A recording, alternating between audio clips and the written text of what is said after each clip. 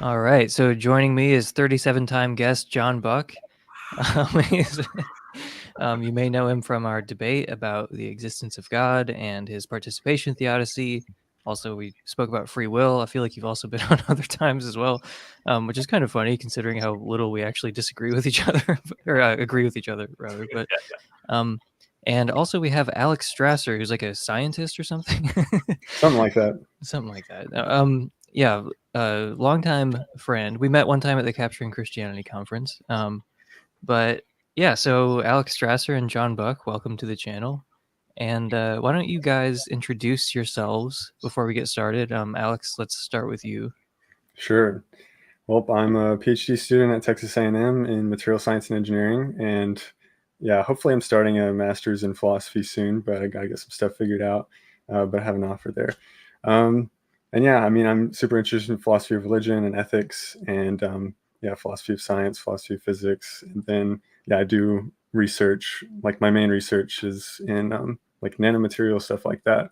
So trying to do the whole double whammy here and hopefully do a decent job defending finite theism today. We'll see. Awesome. Yeah. I'm John Buck. Don't really have a strong background in philosophy. I'm like currently going through like my undergraduate in biochem. But besides that, I just enjoy like thinking and reading on philosophy in my spare time. Yeah, I am at writer John Buck on Twitter. That's where the extent of my presence is online, pretty much. And you'll be defending the one true, holy, exalted version of God today, whereas Alex is the heretic who will be summarily executed after this recording. Hopefully. Just to get that straightened out first. I guess before we go into your opening statements, are there any like preliminary things that either of you want to say about like what it is we're debating exactly? I don't. Okay. So one thing I wanted to bring up is how probably Alex and I are pretty similar with regards to like how we conceive of God in the other areas. I think the main like with regards to God's omnibenevolence and necessary being a necessary being and creator of the world and stuff like that. I think pretty much we're just honing in on this one particular component to God, that being like how powerful he is. So I guess one thing I'll say is that I guess this is technically like half of a devil's advocate debate because I like do hold to omni-theism, but I do think finite theism is super plausible, and I kind of hold to it for not philosophical reasons, like biblical and theological reasons. So, you know, kind of puts me at a little disadvantage. So, you know, if I get demolished, I'll just blame it on that. I kind of, in a sense, then I would win if I lose, so it's fine. But It is only half of a devil's advocate debate, though. You do seem to take it like way more seriously than like John or like your average theist would. right, definitely. Yeah. So. Okay, so John, do you want to kick it off with your opening? yeah. So we forgot to mention to you, Emerson, we're probably not going to keep to a strict 15 minutes, but we're both basically aiming towards that, so it's no big deal. Alex and I agreed to that ahead of time. All right, let me open up my notes real quick. Oh, I need to share my screen.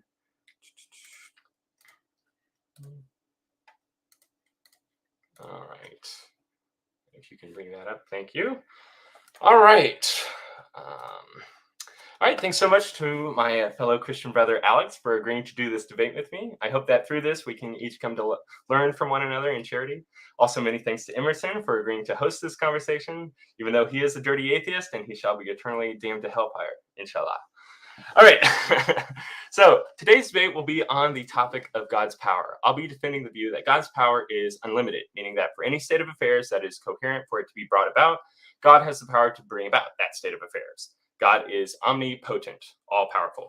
This does not mean that God can bring about the logically impossible, as that is inconceivable. So God can't create a rock so heavy that it can't lift it, since the notion of a rock that bears the property of being impossible for an omnipotent being to lift is itself incoherent. Alex will be defending the view that God's power is limited to some degree beyond just the logically impossible. Finite God can't do certain things that would be logically coherent for that thing to be done. I'll leave it up to Alex to characterize the view that he finds most plausible. I, however, shall make the case that whatever version of finite theism that one holds to, it will always be a worse explanatory theory for our world than an omni-powerful conception of God. I will be making my case from a purely philosophical perspective, not from the Bible or any religious commitments. Rather, I'll be considering things strictly as a part of metaphysics. The goal of metaphysics in philosophy is to try to make the most sense of our experience through the postulation of fundamental entities or truths to our world. We might posit a necessary being to account for why there's something rather than nothing, or we might suppose that all fundamental entities are subjects of experience to answer why we happen to be conscious. Necessary existence and panpsychism are both examples of metaphysical theories. Abductive reasoning is the process of comparing epistemically possible hypotheses against one another to see which one can better account for the data, much like how a team of forensic scientists will try to determine the traits of a killer from the evidence that was brought to them. A philosopher will try to determine the traits of fundamental reality from all the facts of our world. I will suggest that the limited theism hypothesis suffers from 5 different theoretical vices relative to omni-theism. These 5 can be remembered by the mnemonic device I am P U. So when you think of limited theism, just remember that it is I, imprecise, A, arbitrary, M, more ad hoc, P, has no predictive power, and U, unparsimonious. The theory of unlimited theism, on the other hand, manages to avoid all of these theoretical vices and fares much better as a total explanation for the world. So let's go through each of these, starting with I, for imprecise. Limited theism as a theory suffers from being inherently vague as to its content. Vague theories make vague predictions, so we should prefer more precise theories over imprecise ones, all other things being equal. The problem of vagueness that limited theism suffers from, which I'll add various theories of naturalism also share as a weakness, is the lack of a common definition for the view. For omni-theism, both atheists and theists tend to agree on how we should articulate the view, even if there is some disagreement as to what attributes are essential or how these attributes should be defined. With regards to a limited God's power, how should we articulate this as a theory? Now, keep in mind that in order to stand in competition, limited theism must be expressed in such a way that's technically inconsistent with omni-theism. For if we were to say that there is a being of immense power, that would be both true of omni-theism as well as limited theism. So this articulation won't pick out anything unique to finite theism and could not act as a competitive hypothesis. Here are a few potential formulations for there being a limited God.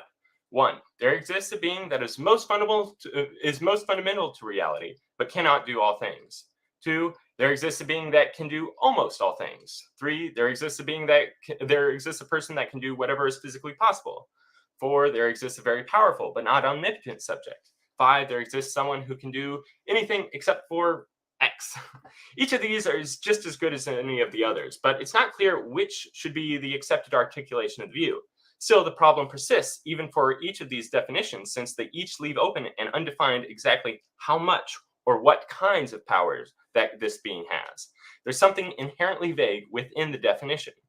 For the first, we can imagine a world in which this proposition is true, but where the most fundamental mind can in fact only do very little. Say it can only think about scratching an itch. This very limited mind that resides at a fundamental level of a possible world would technically fall under this definition, but would in no way resemble a god. For the second, it will at least entail that there is a great number of things that this being can do, but we won't be able to know a priori what it can't do. For instance, a being that could instantiate any number of two-dimensional entity could rightly be said to be able to do almost anything. He just couldn't add a third dimension to any of his creations. Or maybe the only thing that he couldn't do is create a universe out of nothing. So if this limited God found itself in a world with no matter or energy to work from, well, he'd be straight out of luck. For the third definition, the vagueness resides in what turns out to be physically possible. In some theoretical worlds where there's only 2 atoms, the only things that would be physically possible to do would be to have the atoms attract, repel, or orbit one another. A person in this world that could do any of those things could rightly be said to be able to do anything physically possible, since those 3 things are the only things that would be physically possible to do in that world. But of course, that sort of person that could do so very little would seem very far from what we'd consider to be a god. For the fourth, being very powerful is a somewhat relative term. To an electron, a butterfly would seem very powerful. But if we were to try to absolutize this relative term so as to stipulatively mean whatever an ideal rational mind would consider to be very powerful, it would seem that there's still a significant amount of ways in which someone could rightly be said to be very powerful but not omnipotent that wouldn't give us very much insight into what powers they did have. For instance, I would think most rational beings would agree that the ability to spontaneously generate any number of marbles out of thin air would make them very powerful. And if this was the only thing that this mind could do, then they wouldn't be omnipotent. So if I was just given the information that there was a very powerful but not omnipotent subject, I wouldn't be able to tell beforehand if it was the sort of marble genie or if it was one of a more theistic type. And for the fifth definition, X obviously is an undefined variable. So technically, almost the entire possibility space could be plugged into X to make it so that this subject can do anything except for any action besides scratching his ear. And if we have no idea what sort of limits that God has, this will make God a very poor explanation for the world, as I'll touch on later. Of course, the finite theist is going to have to add in some features to their theory in order to avoid any inherent vagueness. But in so doing, they will introduce arbitrariness. So we move on to the letter A in my case.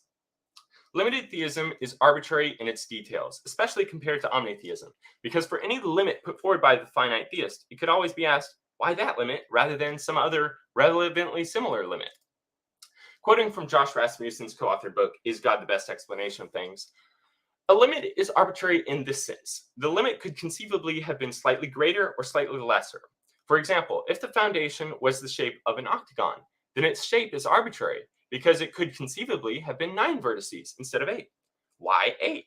That number is arbitrary in view of its conceivable alternatives, end quote. So for instance, suppose Alex were to say, God can do anything that doesn't spontaneously introduce new energy. We could ask, okay, why the addition of energy instead of, say, new matter or new souls?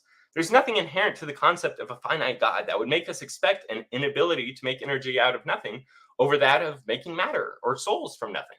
Of course, there could be some other specific criteria Alex might want to stipulate as to the limits of God, but he'd need to show why his stipulation isn't just an arbitrary line that God can't cross for no explicable reason. And if he does think there is some explanation, what about that explanation is more likely than a relevantly similar limitation being offered instead? Now, Alex could say, no, there is some reason why God has these limits, and the reason is that we never observe God going beyond these limits in our actual world. But this response brings us into another criticism I have for finite theism, an M. Finite theism is more ad hoc than omni-theism, because to avoid the earlier problems, it must use what we already know God would have had to be able to do in order to create our particular world, in order to fill in the exact details for how much power God does in fact have. But the details of our metaphysical assumptions should be what explains the data that we observe, not what is explained by it. That places the explanation the wrong way around.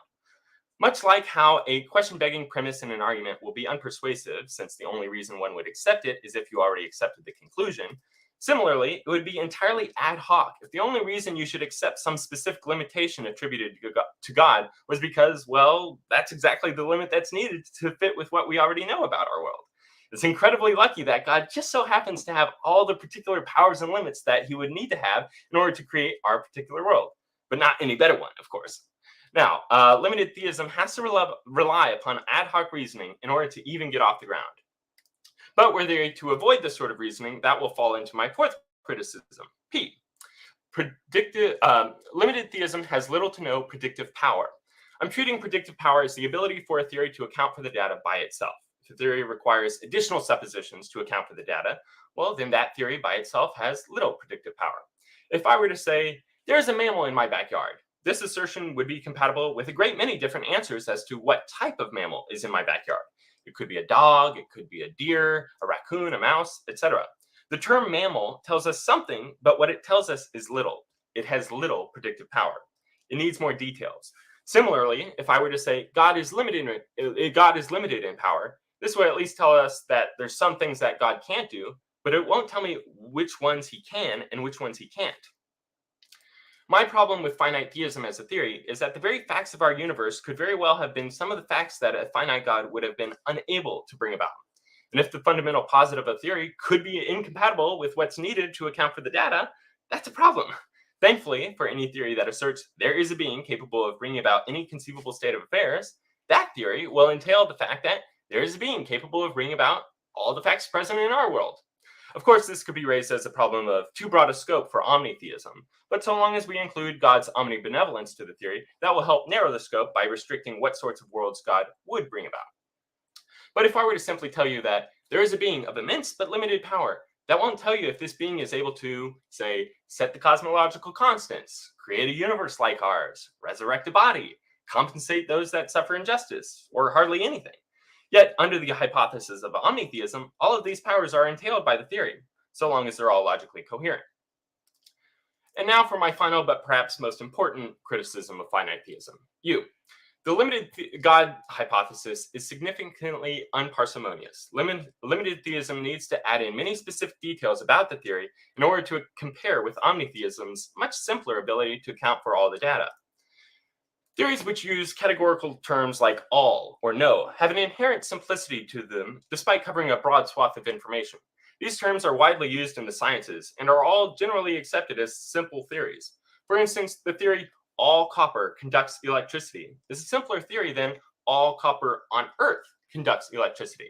Even though technically the set of all copper is greater than the set of all copper on Earth, it's not actually more complex, since the latter theory actually adds in the additional qualification of on Earth. So the broader theory, because it's simpler, should be preferred so long as both can account for the data equally well.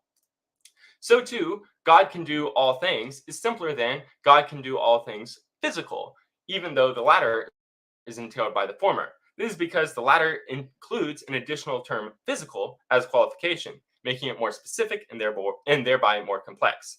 Universal terms can capture a great amount of circumstances without having to explicate each and every one. But when you deny the universal application, you now have to posit every particular instance of the term's range. Since the finite theist denies God's omnipotence in order to fully characterize God's power, they now have to say, God can create a world with a highly complex set of laws. He can sustain that world in existence so long enough for complex creatures to come about. He can reveal divine truths to these creatures through their cultural lenses. He can establish a union with each and every one of them so as to provide them with a satisfying afterlife, etc., etc.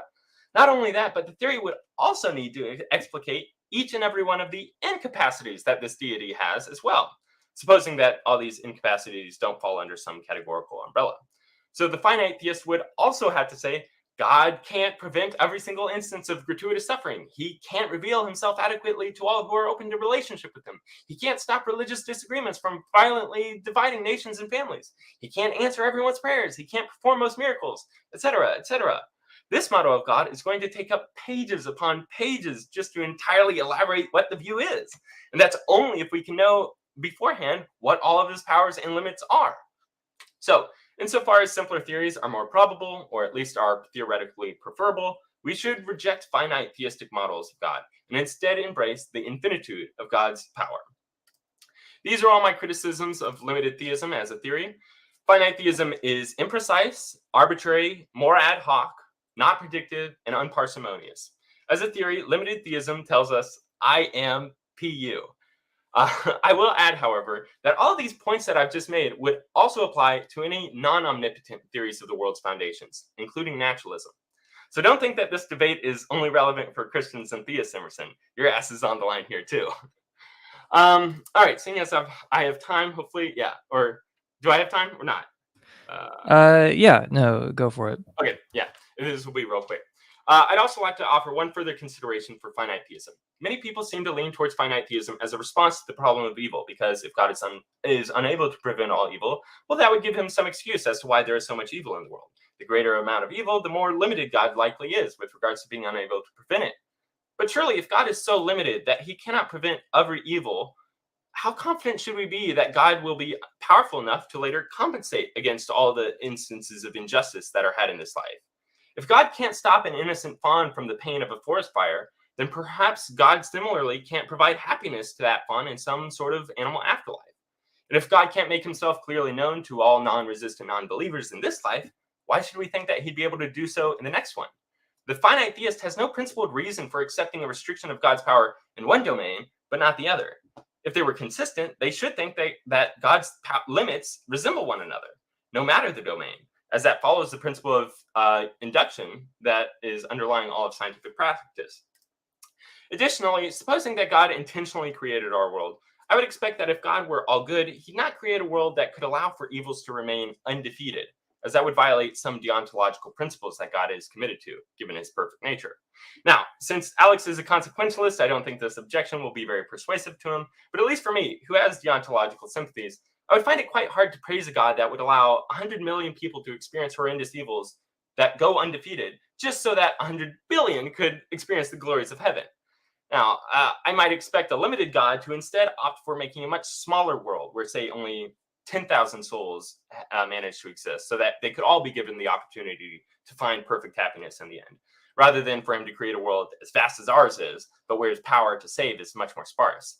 So if you're a theist who places limits on God's power, you may also want to place limits on his goodness as well, so as to ensure that he'd be the sort of being that's willing to create a world as broken as ours, since it'd be unlikely his power was enough to secure ultimate justice in the end for everyone. And with that, I complete my presentation. Thank you all for your time and attention. Oh, and by the way, did you know that my God can beat up your God? All right, that's it.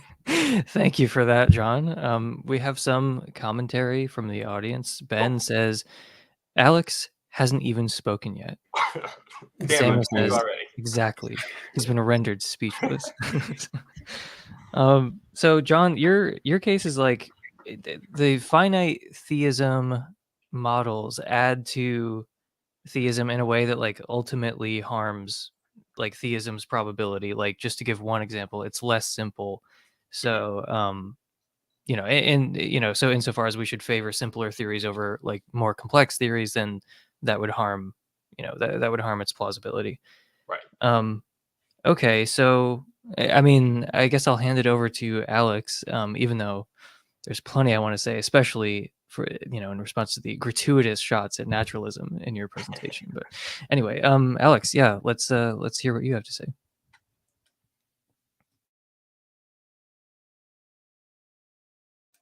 You're muted, by the way. Yeah, I think I'm sharing now. He's still speechless. Yes. I have been defeated already. All right, can you see this now? Yeah. All right, cool. Yeah, all right. So thanks a lot, Emerson, for having us on, and John for asking me to do this. I'm always excited to talk about these things, and I think finite theism should get more discussion. So I'm happy to talk about it. I can start off with one point of agreement. I like John's acronym a lot, and I agree. URPU. So, and I hope to show that here today with with omni-theism. I think does have some serious issues with it, and finite theism I think does have some points in its favor. So I just hope to show that here. My working definitions: omni-theism, there's a necessary tri-omni personal creator, whereas finite theism, there's a necessary and omnibenevolent personal creator, but is finite in power and knowledge.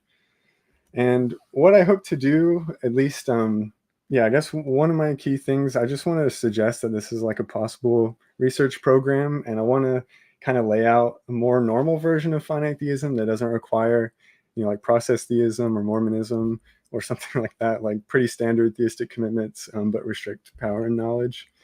And my specific model that I'm going to try to throw out there, my working model is I got a sufficient power and knowledge to create the universe, but not significantly more than that, and hope to motivate that. But yeah, very little work's been done on this topic. So I think like this model and many other ones should also be investigated for their consequences, how viable they are, things like that.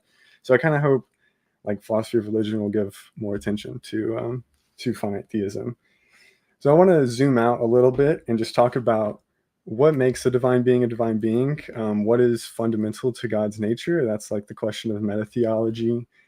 And I think that's important because finite theists and omni-theists, I think, usually have very different starting points for what makes God God. Finite theists are normally going to go for a creator theology, where God fundamentally is the creator of all else, or the creator and sustainer of all else. Whereas omni-theists are going to start with perfect being theology. God is the greatest conceivable being. And this is like the standard meta-theology of philosophy of religion. But creator theology rather like is a pretty natural pathway to finite theism. And so, and I think finite theists are probably going to gravitate a lot more towards creator theology than omni-theists towards perfect being theology. And so I think while there is like some possibility of crossover, it depends on your background commitments. But generally speaking, like finite theists are going to be creator theologians and omni-theists are going to be perfect being theologians. So I'm kind of work under that assumption throughout. And I think that's going to be relevant for how we explain like God's properties. And check out this book for more on this topic. So this is important for how you derive some of the properties that aren't fundamental to God. So if you start with God as the creator and sustainer, then you can get kind of a lot out of that just from that point. Get that God is personal. He's very knowledgeable, very powerful. If he created the cosmos, he's going to have power over it. And if he's sustaining it, he's going to have knowledge of what's going on, but not necessarily omni of those. And then timeless, spaceless, immaterial. If he is kind of the source of time, space, and matter, then he himself wouldn't be made of those things. And then changeless, uncaused, beginningless, creative. So all these things, I think, just starting from the starting point of God as the creator, which looks a lot like a stage 2 cosmological argument type reasoning, then you can get like a lot out of that, and it doesn't entail omni-properties automatically.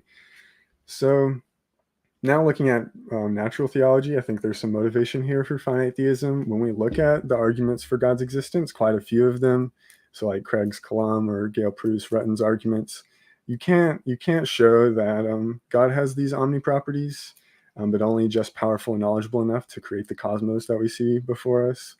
And I think that's saying something. This is true of quite a few arguments for God's existence. When you look at them, they don't automatically entail like maximal power and knowledge. And this is true even on pretty standard stage 2 analyses of these arguments. And I think that's significant and surprising. The only arguments that you can get to maximal properties are the ontological arguments, and pretty much everybody already agrees those are garbage, except for the one that I thought of, using creator theology that doesn't entail omni-properties. That one's great, but the rest are garbage. So I think this is kind of surprising, given like if God did have his omni-properties. I think we need kind of a good reason from John in order to make the leap from finite properties to the omni ones, especially when finite properties fit so much better with our background knowledge. And I think this points to a surprise a little bit for omni-theism. So when we look at creation, I think so his creation is going to reflect his properties. So John and I, omni-theists and finite theists, can kind of agree on some of the motivations God might have for creating the universe. And I think this suggests some reason for why. So God's creation is going to reflect his properties. One of those is that God wants to display his attributes and display his glory and be glorified, since omni-properties are going to be more glorious. And if he wants to display like the properties he does have, we would expect that the omni-properties would in fact be displayed in creation. And secondly, God wants to have intimate relationships with his creatures. So in order to do that, like you need to have a connection with that person to know who they are and more about them. So in order for God to do this, then he should actually make himself known. And so the fact that he doesn't seem to reveal himself in this way, pretty much everyone kind of agrees that when you do stage 2 arguments, for example, like you don't need to posit omni-properties to explain like the cosmos. And this kind of points to like, okay, so God only shows himself like obviously he doesn't obviously have omni-properties. So this kind of points to like, it's kind of like catfishing in reverse. So like actually God is way better than how he shows himself to be in nature, like a reverse divine catfishing. And I don't think that's like a super good look. So I think the best explanation of this is that God actually just is finite. And more specifically, like given that, when we think about the creator and think about like an artist who paints a piece of artwork, or somebody who makes, like if they want to build some engineering like robot or something, but wants to have like an interaction with the person, they're not going to do significantly worse than their best. If they're trying to put themselves on display, then they're not going to do at a level much worse than they can do. And so I would think that like God wouldn't be significantly more powerful than how he demonstrated himself in nature to be. So I think that gives some motivation for like my specific model about not being significantly more powerful and knowledgeable than what it takes to create our universe. And then a second consideration is when we look at the fine-tuning argument. I think this favors finite theism. So when we look at the probability of a life-permitting universe on two different models of theism, we want to look at the number of possible life-permitting universes compared with the number of total possible universes on that model of theism. And the probability is going to end up being proportional to that fraction at least. So this is like drawing on Neil Manson's work.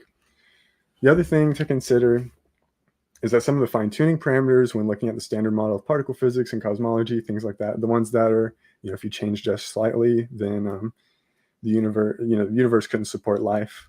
Some of them vary in such a way such that if God created a universe with like a slightly higher or lower value, that like differs in how much it takes to create that universe, like how much power it requires. So like creating a universe with more energy, more number of dimensions, or a higher mass is going to take more power, just kind of intuitively speaking. So just consider an example here, like some parameter varies from 0 to 100, and the life-permitting range of that parameter is from 25 to 50. And then about on the 100 is kind of where it takes the most capability to create that. On an omni-theist picture, he can create any of these universes, and so the fraction of life-permitting ones is 1/4. If on a finite picture, God can't create all of those universes, so consider a model that's just like a little bit less than omni, then there's going to be some impossible universes you can't create. So then this fraction of the life-permitting range goes up. It goes to 1/3 instead of 1/4. And this is a general point. So if you have some parameter that scales with power in this way, if you reduce the power from omnipotence, it's going to increase the proportion of the life-permitting range, which in turn implies that the probability of a life-permitting universe on finite theism is greater than on omni-theism. Now, that was just kind of a made-up example. Let's look at an actual parameter. So let's look at the number of dimensions in the universe. So we live in 3 spatial dimensions, 1 time dimension, and we couldn't live in any other combination of dimensions. It's either too unpredictable, simple, or unstable, etc. So, and it also just intuitively takes more power to create more number of dimensions. It's more complicated, harder to deal with. When you work with physics models, video game design, etc., like the 1D case is going to be the simplest, and then you're going to generalize to 2D, 3D, to n dimensions, etc. Same thing with time, like statics is pretty much always going to be easier to deal with, require less capabilities than dealing with the dynamical situations. So if we cut off some of God's power to be not significantly more than what it takes to create our universe with 3 spatial, 1 time dimension, so for example here, then the life-permitting fraction is going to be 1/15, which is going to be way greater than some arbitrarily small number, because omni-God can create like any number of dimensions, for example. And this is kind of a general point. There's a number of fine-tuning parameters that look like this. There's 8 of them, and none of them that favor omni-theism. So I think this is another consideration that favors finite theism, is that it increases the proportion of the life-permitting universes God can create. And I think, furthermore, there's problems with omni-properties, pretty serious ones that finite theism doesn't have to deal with at all. So there's coherence issues, whether that's against like single properties or against like certain combinations of properties. And then pretty much all logical problems of evil are going to go away on finite theism, whether that's like the classical one, Schellenberg's new ones, a couple other new ones that have been developed. These aren't going to apply to the finite theist case. They rely on omni-theistic commitments. So yeah, some of the problems with omniscience. So you have, if God's omniscient, does that imply that God has experiential knowledge? So one, it just kind of seems difficult to deal with that. Like how does God have experiential knowledge of things that he like seemingly hasn't actually experienced? If he doesn't, then I know, and probably like most of my knowledge, God wouldn't have. That seems pretty bizarre to say for an omniscient agent. If he does, then it seems like he's psychologically no longer unified, which is kind of a requirement for personhood, it seems. Similar, does God have the experiential knowledge of doing something morally wrong? There's certain set theoretic paradoxes that have to do with the set of all truths. So it seems like God couldn't like know the set of all truths, or like difficulties with knowing the actions of free agents. All these kind of suggest that some reason to think that omniscience might not be attainable, or is incoherent, or something like that. And of course, like omni-theists have been dealing with this issue for like a couple thousand years or whatever. So what do? Seems like they give some pretty ad hoc restrictions on what God would know. So, for example, like if God believes all true propositions that are knowable to God, well, sounds great, but rocks know all propositions that are knowable to rocks. So now rocks are omniscient, and I'm pretty sure theists would not want to affirm that rocks are omniscient. Other ways to modify it, you end up with like leaving out first-person indexical information, temporally indexical information. So you end up with all of this definitional gerrymandering in order to salvage omniscience from these conundrums that face what it means to be all knowledgeable. And so this seems like, it ends up not being really predictive. It ends up being ad hoc because everything just ends up being informed by my background metaphysical commitments rather than like telling me God's omniscient. That's being informed by something entirely different. Same thing with omnipotence. So there's so many different accounts of omnipotence that Kenny Pierce has provided us this nice schema for generating accounts of it. And so it's just that God can bring about any state of affairs that satisfy some condition C. Now, what is that condition? Of course, a lot of disagreement. If you restrict C to be God can bring about anything conceivable, well, it looks like mathematical falsehoods are conceivable. For example, trying to derive the consequences in a proof by contradiction, they need to be able to conceive the consequences.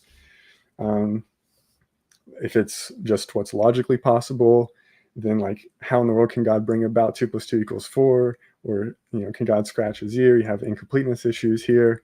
If it's at the level of metaphysical possibility, which it kind of seems like John's somewhere in there, if it's conceivable to bring about, then it looks like, God can bring about moral wrongdoing or can commit moral wrongdoing. And, usually theists want to try to avoid that. And if you restrict it to being consistent with its nature, then again, stones are going to be omnipotent in this case, or something that can only scratch its ear, things like that. So all this suggests to me there's a lot going on that doesn't seem to be really fruitful or predictive. There's this definitional gerrymandering.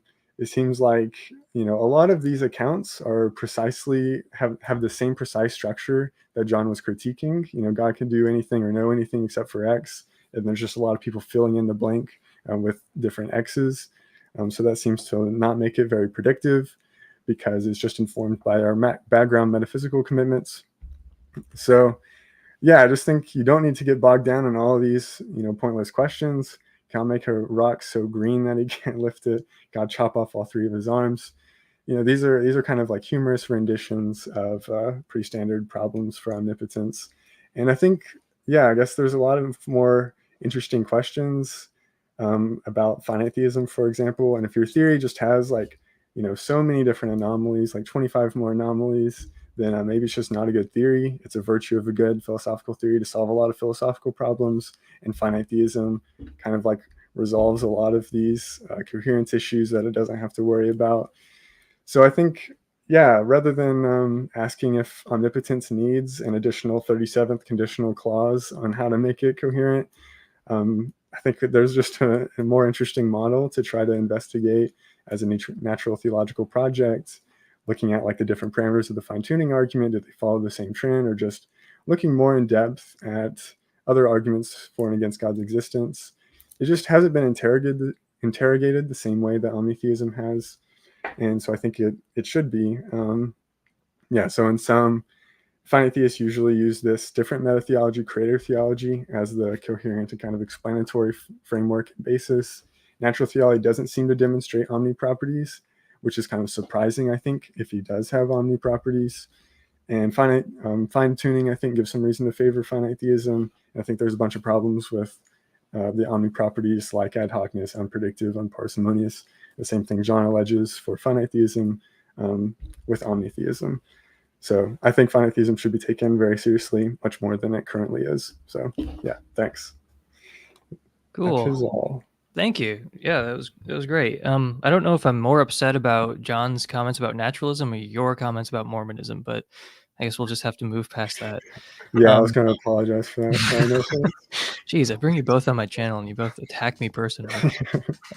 So here's Joe trying to give me a stroke. If God is finite, then how could there, how, and when you for which could be? This is one of those perennial philosophical questions. It's a great question. Dang.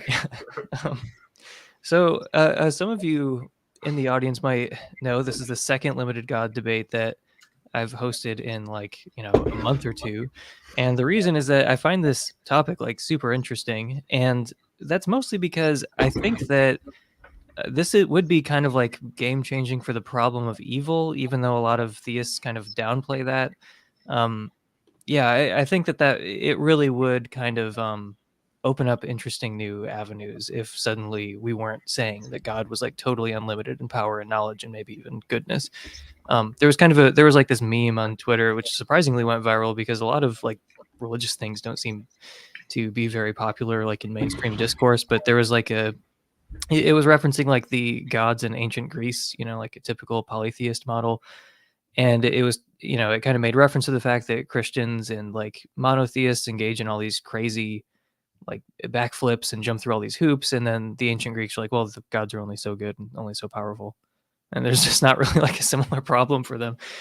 So obviously the finite theists who are Christians are not going to go that far, but I still think that it's like really interesting. Like it opens up interesting new avenues, which I don't want to. I mean, we could jump into that right now, but if you guys immediately have some things that you want to respond to with your opening statements, we can go that way as well.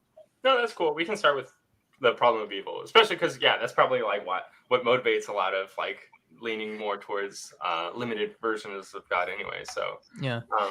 Can I make reference really quick to something that I think might be useful from Josh Rasmussen? He has this analogy where there's a pitcher, John, a pitcher of some kind of red liquid. And so that represents all the evil and suffering in the world. And on the table, we have different bowls and cups and jars, and they represent different theodicies or defenses or just explanations of evil in the world, the kind, degree, and distribution of evil we see in the world.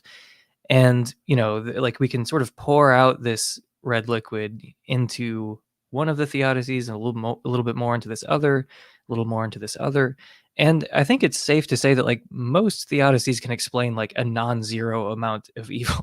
Like I don't know of any theodicy that can explain all of the evil in the world, but like all of them I think can explain some non-zero amount of evil.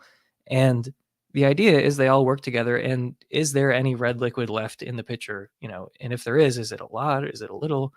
And this sort of finite theism model, like it's one of those bowls on the table that no theist wants to use. But to me, it seems like a pretty big bowl. Like it could hold maybe a lot of that red liquid. So I guess the value to the problem of evil mostly comes in setting up a different causal web to begin with, not so much intervening in individual cases of evil. So the place to think, the place to start would be thinking about God standing prior to creation, and like and about to create the world. Like I think that kind of, like I said, opens up some interesting avenues. So yeah, I guess I just wanted to put that on the table before we move on. Yeah, no, that's great. Okay, so then I guess I have a question for Alex. Like, if God is finite in his power, is that does that mean that like it's just not the case that God can say prevent all gratuitous suffering from occurring?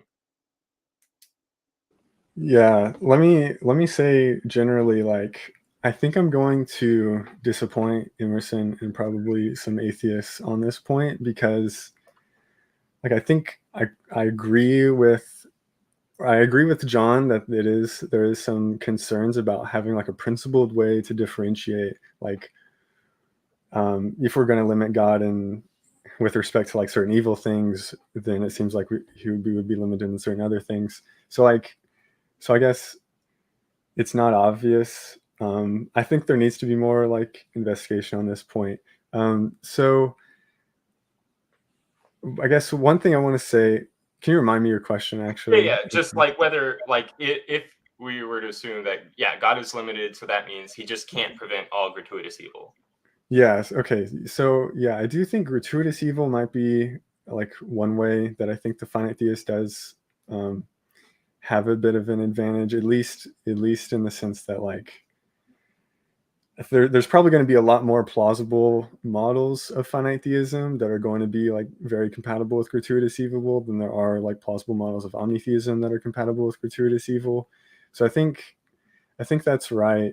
But it is so like strictly speaking compatible. I think more like I would think that they're incompatible on omni-theism, but I think strictly speaking compatible on finite theism. So I mean, that is an advantage. Right. How Yeah. big of an advantage? Right. Like I Yeah, I guess was just going to bring up a possible disadvantage is if God isn't able to prevent all gratuitous evils from occurring in this world, then it seems like similarly, God wouldn't be able to prevent or wouldn't be able to, let's say, compensate all those instances of gratuitous evil that occur in this world, which seems like that's going to diminish God's goodness in a sort of way. Like if God's creating a world in which there's gratuitous evils that occur that he's not able to like compensate their evilness that's occurring, then it seems like, well, maybe God shouldn't create that sort of world. That's at least sort of my thinking. Yeah, so I do want to reply on that point. So I guess like one, I don't like compensation because I think that implies that like you can't make a difference in the world if God's gonna compensate everything anyway. But that's like, but presumably the same thing would apply to like other models of like defeat and justice and things like that. So the same like concern still applies. So I do think when it comes to afterlife stuff, the finite theist does have like a principled way of kind of suggesting there's some ways, there's some moves there. So quite a few finite theists think that God is limited just in nature of like physical matter, spatiotemporal relations, just like having to deal with just like physical objects and how they relate to each other and like the causal interactions and everything like that. I mean, like Plato did, and like quite a few finite theists. So I think there's like a tradition there, and I think that's reasonable to think that like there's some physical spatio-temporal limitations. Like for example, if God fixes the law of nature, let's say he has, like Emerson was saying, like he can fix the law of nature at first, but then like after that he can't really mess with it. I think that's like pretty reasonable to like say that he can't, like at that point, once he fixes the laws of nature, he can't do anything beyond what's physically possible, for example. Then like there's still the option, once God, like if there's an afterlife, things like that, like God can bring people out of the spatio-temporal realm, and then those limits no longer like apply. So God's going to have more power in his realm and wherever the heck heaven's supposed to be, but like not in this space time or whatever. Then God's going to have like more power in kind that. of more power in that region. And so I think Dilly talks about this in his article, A Finite God Reconsidered. He says, and I think this is true. So I think this is another relevant point, that like whatever resources a defender of an unlimited God has available are available to the defender of a finite God, including the guarantee of an eschatological solution. And he talks, I guess he goes through like, and I think that's another point I wanted to make. Like I think generally speaking, the same kinds of things that an unlimited God can appeal to, a finite God can also appeal to. And I think the afterlife stuff. Well, that wouldn't quite be right, because like in somebody who holds to an unlimited version of God, it's going to be entailed by the theory that God would have the power to, let's say, compensate all instances of gratuitous evil that occur. But it's not going to be an automatic entailment under finite theism. Yeah, it's not going to be like trivially entailed. But I think like if you think God's limited by physical matter and spatio-temporal relationships and that type of thing, and like physical possibility, and that is like the source of God's limits, which I think is pretty reasonable, or at least that's a significant source of God's limits, then God would, I think, like we have reason to think that like God would have at least enough power to defeat evil in the afterlife and things like that. So I think that sounds pretty reasonable. I could buy that. Like, God being an immaterial being, he's just gonna automatically have a greater amount of power when interacting with things of like kind. But when he's creating like a physical world, he's not physical. He can't do anything physical. Now, I'm worried though that might like pose a problem for your fine-tuning argument, because like fine-tuning sort of requires that God has the power to set the cosmological constants, and that seems to be an action that resides outside the physical. Like there is an instance in which God basically has the power to do something that's not physically possible because he's setting what's physically possible and what's not physically possible. Yeah, that's true. I think, let me think. Yeah, I guess like I still think the same, like kind of, it's still true that like even if we think spatiotemporal relationships or like physical aspects are kind of a significant source of limitation, I still think like intuitively creating things, like for example with more dimensions, like are still strictly speaking, so it's going to depend on like the finite theist model, but like I do think like, you know, more dimensions, more massive, more energy, more complex universes, like are just going to intuitively require more power, and so like it's going to require a more advanced model of God to create like things in the like infinite dimensional space and all that stuff. Gotcha. So I think, at least when we're talking about like the global landscape of finite theist theories, I think strictly speaking, like there kind of has to be a boost still to like quite a few of the theories, even if you think that the physical and spatiotemporal stuff is like at least a significant source of limitation. There's still like more complexity required and more things required. I don't know. Yeah. Okay. Well, then that's great. We can, if you'd like, Emerson, we can move into sort of the fine-tuning argument that he had. Well, I did want to say one more thing about compensation, if that's all right, because it's come up a couple times. So maybe a limited God couldn't bring about a state of affairs after death that just sort of washes away everything or whatever else compensation is supposed to mean. I'm not exactly sure. But two things about that. First, it doesn't seem like much of a theodicy. Like it doesn't really help explain our observations if you just say like, oh, it'll be compensated later. Like is the implication that it just doesn't matter that there's suffering? Like who cares? It'll all be made right later. So, you know, I think compensation plausibly does not equal moral justification, but the bigger problem is that it just doesn't help explain the suffering that we see. And secondly, it's not clear to me that a finite God couldn't like wash away everything in the fullness of time. You know, because it's not like believers in a finite God think that God is only as powerful as like the president or something. Like he's not all powerful, but he's still a very powerful, very knowledgeable creator and designer. You know, he's not even on the level of like a Greek god or something. So yeah, I'm not sure that he couldn't compensate you know, animals or humans in the afterlife.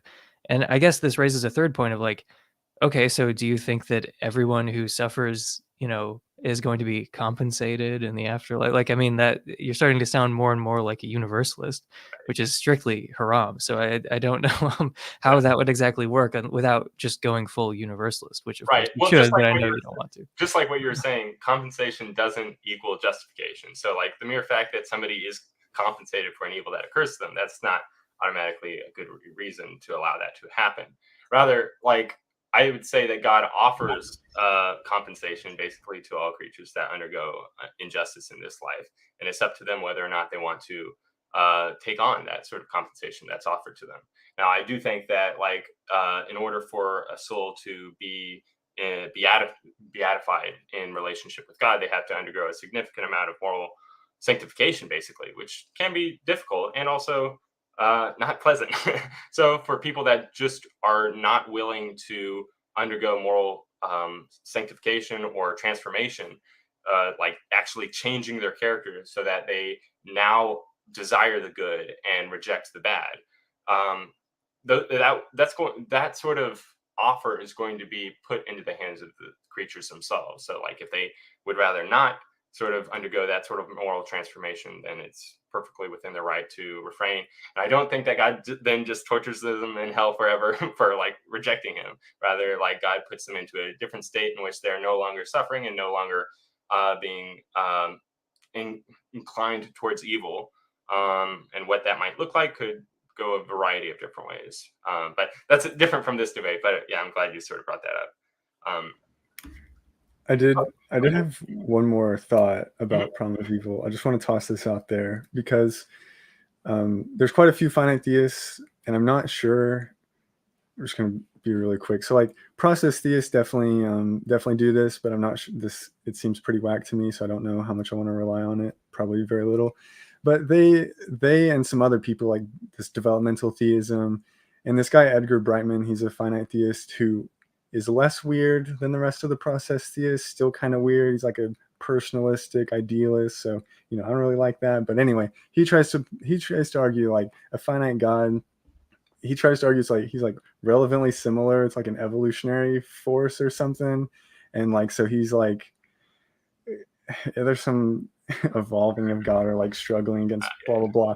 So I don't know, some weird stuff. And maybe that seems kind of reasonable and like might make evolutionary evil less problematic if God's like trying to whatever. Anyway, I'm just going to throw that out there. I'm not sure what I think about that. Josh Rasmussen has made the point before that like maybe in order to create creatures as complex as us, there needs to be some sort of like evolutionary back history or backlog that sort of brings that about, because otherwise the being itself wouldn't be able to know how to create a creature like ours. It has to go through a sort of evolutionary process. I don't really find that very plausible, given that like, well, there's instances where like people design alien creatures for video games and like the movie Avatar and stuff like that. And those creatures in that movie or those video games didn't have like an evolutionary process behind them. They were just designed ex nihilo basically by the CGI artist. But to come up with that idea, of course, we had to go through that. So, Right. Yeah, I guess so. But I mean, there were people designing new animals even before the theory of evolution. So, and I would imagine that God would have a much greater amount of power than us creatures. So he would be able to imagine such creatures as well. But yeah, okay. I wanted to bring up something with regards to the problem of evil still. If God is like unable to create, say, a world in which like all gratuitous suffering is avoided, like some sort of causal law where like whenever an instance of pain would not benefit the creature in any way, that pain is just not had. You would say that God just couldn't create a world like that, right? Or at least the finite theist would probably say something like that, I imagine.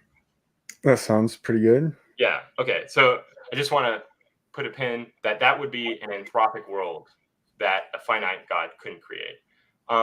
But putting that aside for a second, it seems like then if God's like unable to sort of set what the psychophysical laws are between the physical conditions and the mental states of the creatures in those conditions, I would similarly be, I would similarly expect that God wouldn't be able to like set whatever the laws were that would mean, okay, once this creature dies, that soul goes to heaven.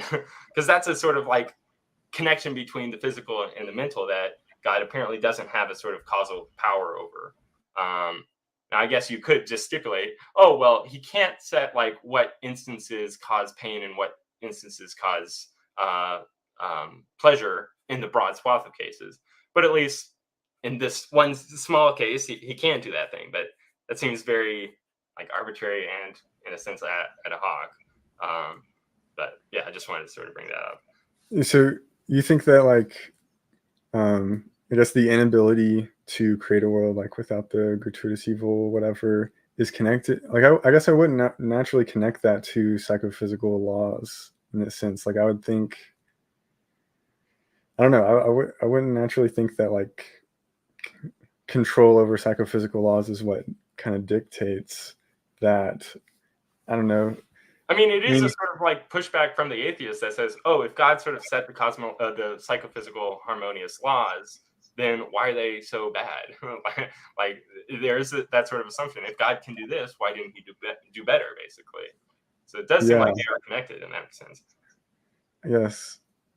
I don't know. How do theists reply to that? I mean, I wouldn't think, I wouldn't want to accept that naturally. I would think like plausibly there's some independent metaphysical laws, maybe not psychophysical and specifically, but there might be some other type of metaphysical laws that God can't control, because even so, like when God creates, you would think there has to be some type of connection between like God's causal power and then the resulting thing that he creates. Mm-hmm. And usually like in the real world, that's explained by laws of nature, like physical laws. but prior to that, there is none. But like, it's still about the connection to like physical things, but not necessarily like the psychological aspects. But it still seems to suggest maybe there are these metaphysical laws in order to connect like creation and output. And so maybe like that rather is instead the type of limit that's going on. And that's like, that's much broader than say like the set of like physical laws, and like more fundamental, for example. So that's like, yeah. Okay, so yeah, that's interesting. Like if we think of like, let's say there's some sort of metaphysical law, like as a possible example, it's like the principle of material causality, to where like the only things that can be brought into existence are those that are brought into existence from some other material thing, or like whatever begins to exist must have a material cause. That's a simpler form of that. So like, if God was, say, like restricted to only being able to act within the metaphysically possible, or whatever the metaphysical laws are of the world, if God were to like find himself in a world in which like he was alone, basically all by himself, there's no physical stuff there, and there was this sort of metaphysical law that nothing physical can come from something non-physical, like God would be sort of like stuck there, like where he can't make anything. That's true. That does seem. I do want to come back to psychophysical harmony in a second. We do have some questions that have been piling up. But just one more thing I wanted to say about the problem of evil. Well, first, Alex, you mentioned process theology, and I can't say whether it's whack or not because I don't really understand it, but I do know that a lot of them, Alfred North Whitehead and so on, like they tend to be panpsychists, so I guess that's cool. And you mentioned personalist idealism. I mean, we might as well name drop a couple people, related to finite theism. Like, I think MLK was a personalist idealist. William James, I just found out, was a finite theist. Sorry, John. I'm sorry. We'll have to block out your screen for a second. Yeah, just the last thing I want to say about the problem of evil, maybe before we move on to some of these questions and maybe back to psychophysical harmony, is I guess I guess one of the reasons I like it as sort of a response to the problem of evil is because it's not really like a purely moral response. Like it's sort of more like a logistical response. Like, so there doesn't have to be like a purely moral justification for the evil that we see in the world. It can be like like logistical, practical constraints as well. Like God is only so powerful or something. And I feel like that seriously helps the theist's case, that there doesn't have to be a purely moral justification for the things that happen in the world. So that's my last little spiel, since just like the last debate, I'm the one defending the finite theist with regards to the problem of evil. There's at least one extra category of explanation that the finite theist can offer that the omni-theist can't. And that, right. No, that's right. Yeah. Finding the principled version of that, I don't know. I can't help with that yet. Give me some time. Sure. I mean, I didn't want to appear too biased, but one question that occurred to me when John was raising that point is like, well, I can't really give like a principled description of like, okay, how powerful is God, like specifically? And it's like, but John, if I asked you, like, how powerful are you? Like, how would you even describe that? Like, how, like, you could maybe list some abilities you had, like you could give examples of things that you could do or couldn't do. But if you're talking about like a super abstract, principled, quote unquote, description of like your power, like I'm not totally sure what that would look like, so it doesn't seem like it's totally fair to expect that of like finite theists. I mean, I can at least rattle off a few things that I know I can and cannot do. I can't breathe underwater. I can lift this bottle. So there's at least like two things that I can throw out there. But like, if I were to just give you like, okay, there is a being of immense power, but it's not omnipotent. How do you know what it can and can't do? It could be like, it can't lift a bottle, but it can do everything else besides that. And it can breathe underwater, but it can't do other things. So I don't know. I think the reason why, like, I don't know, maybe it's easier to sort of point to like what a person here in the physical world can and can't do is because we just observe what they can and can't do.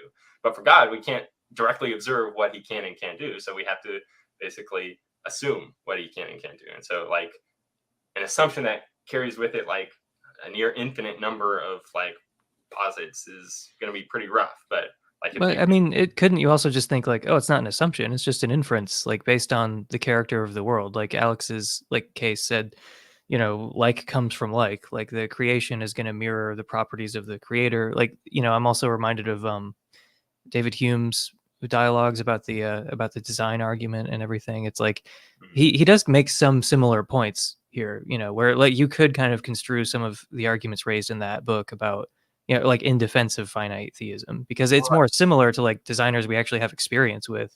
Like, yeah, I know tons of finite designers. I know of 0 infinite designers right. personally.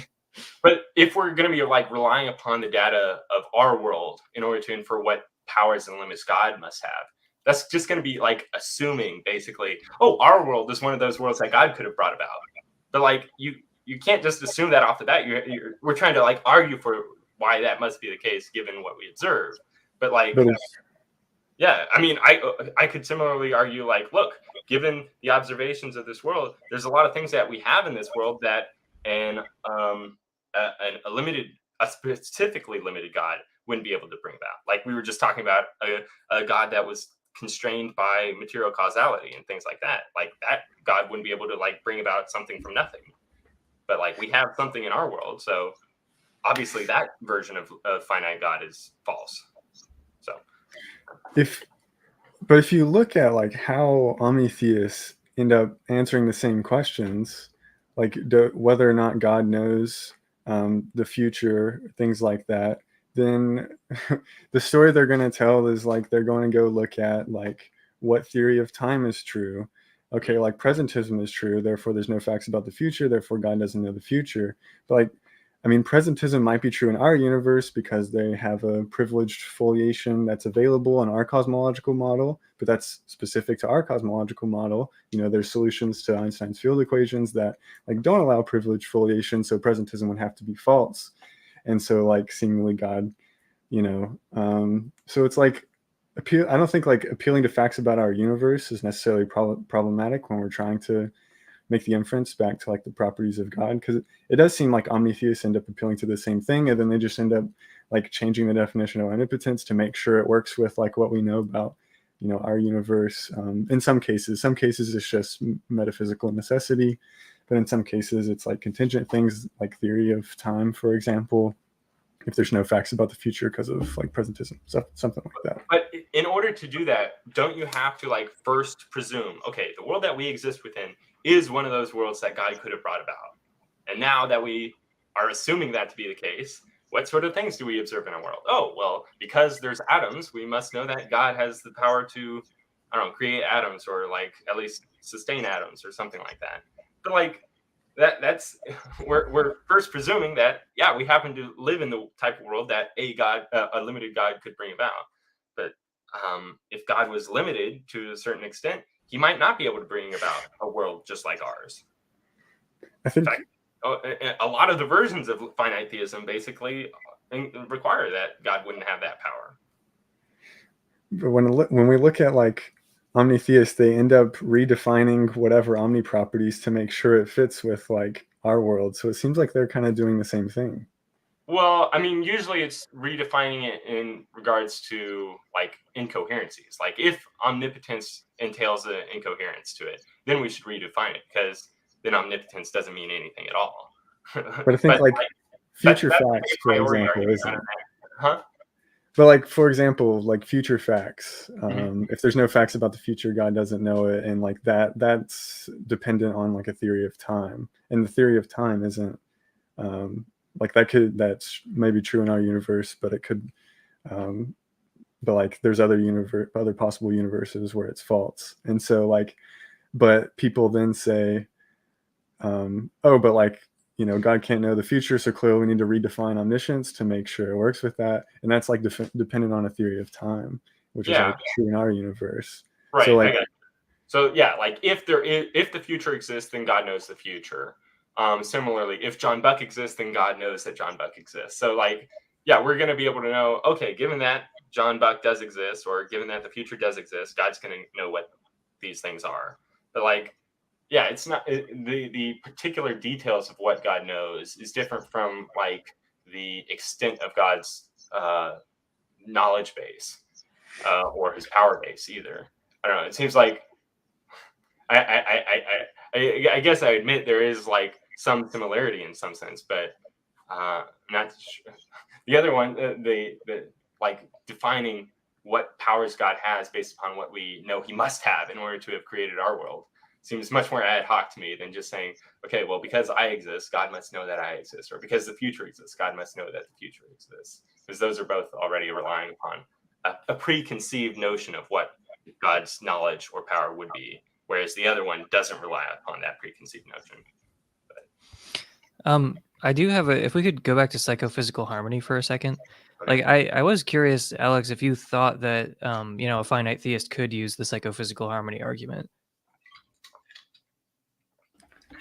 Yeah, I have thought about it very little, and I've also thought about the psychophysical harmony argument for omni-theism very little, and I don't know, I don't think I find it convincing yet for omni-theism, or so I definitely haven't thought about the finite theist case. So yeah, I probably don't have much interesting to say on that point. I mean, I've thought about this just because I've heard some people say, oh, like Mormons can't use the psychophysical harmony argument, but Mhm. I feel like as long as you think of your finite God as capable of making like a zombie or an invert or something, then God must have some control over the psychophysical laws. And it just strikes me as implausible to say that like, oh well, I've got this very powerful creator and designer of the universe, but he could not have made like a color invert or like or like adjusted any of the psychophysical correlation patterns. And I feel like any conception of God that is like sufficiently godlike, that's going to be within his power. So I mean, it seems like any theist is going to be able to make that argument. And I've asked a couple Mormon friends, just like, does that sound like the kind of thing that your God could do? They're like, yeah, like that sounds plausible. So I mean, as long as you could, I mean, rather than making it abstract, just look at specific cases. Like, could God alter the psychophysical correlation patterns? If yes, then you can make the psychophysical harmony argument. Right, but that's going to apply to every single power you could ask about God. So, like, I could ask Alex, do you think God could have altered the cosmological constants by one number, decimal point? And if he says, yeah, well then, okay, then he could do that. But like, that's a sort of like problem of arbitrariness. There's no matter what question you ask, it's going to be kind of arbitrary why a limited God would be unable to do one thing, but he could do the one just prior to that. So like if a finite theist could say that, well, no, maybe God can only bring about physicalism regarding consciousness. And so God couldn't create a zombie. Like I'm sure Tarek, he would say that God couldn't create a P zombie because they're inconceivable. He was not one of the Mormon friends who said it was conceivable. Okay. Well, there are other ones that would also like take my stance or something like that. Yeah, to say that. I think, I think it would probably end up. I mean, I think we should probably say it's necessary. Like whatever limit God's end up having, that it ends up being necessarily true, and that I think it's fine to just say that's part of his essence to be limited to that degree. Just like humans, we're our essence is limited to some degree, and so God is in the same way. And I think I can pull an oppie and say a certain theory of modality is true, branching actualism. So if all possible worlds share an initial segment, and God, if God created the universe, then God's property of being in degree powerful is going to be part of that initial segment, so it's going to be necessary, and then it's explained in virtue of his necessity. And at least we're in a better position than saying the universe is finite. I think saying God is necessary, I think we're well justified in saying that, especially on creator theology. Yeah. So would every single limit of God, as well as every single power of God, have to be just sort of like posited as like, okay, that's necessary, this is necessary, and this is necessary, and that's necessary as well? I mean, I think on the branching actualism view, yes, on that theory of modality, because all of those properties would be part of the initial segment of the possible world. So I would think so. I would think, like, even if, like, yeah, both theories basically have necessities at their base. Seems like if one theory has like a ton of necessities at their base and another theory doesn't have a ton of necessities at their base, we should go with the one that has less necessities. Because, like, okay, let's assume that, or like, if we were to say that the world began at last Thursday, and it had all these necessary entities in it, and that was the initial space, starting space for our universe was last Thursday, and that would be a whole bunch of like necessary entities. But because they existed at the initial start of the universe, I mean, there would be no explanation needed for all those necessities. But I would say that like a theory that has like all of the different entities in the world from last Thursday as all being necessary is going to be a much more ad hoc and implausible theory than one that says, okay, there's one necessary entity at the base of the universe. But it is simpler, so it must be true. It's Simplicity is just a bunch of garbage. Damn. I mean, wow.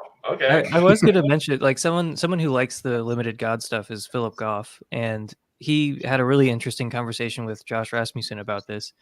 And he was kind of agreeing with everything Josh was saying about, like, you know, the stuff about arbitrariness and the value of simplicity.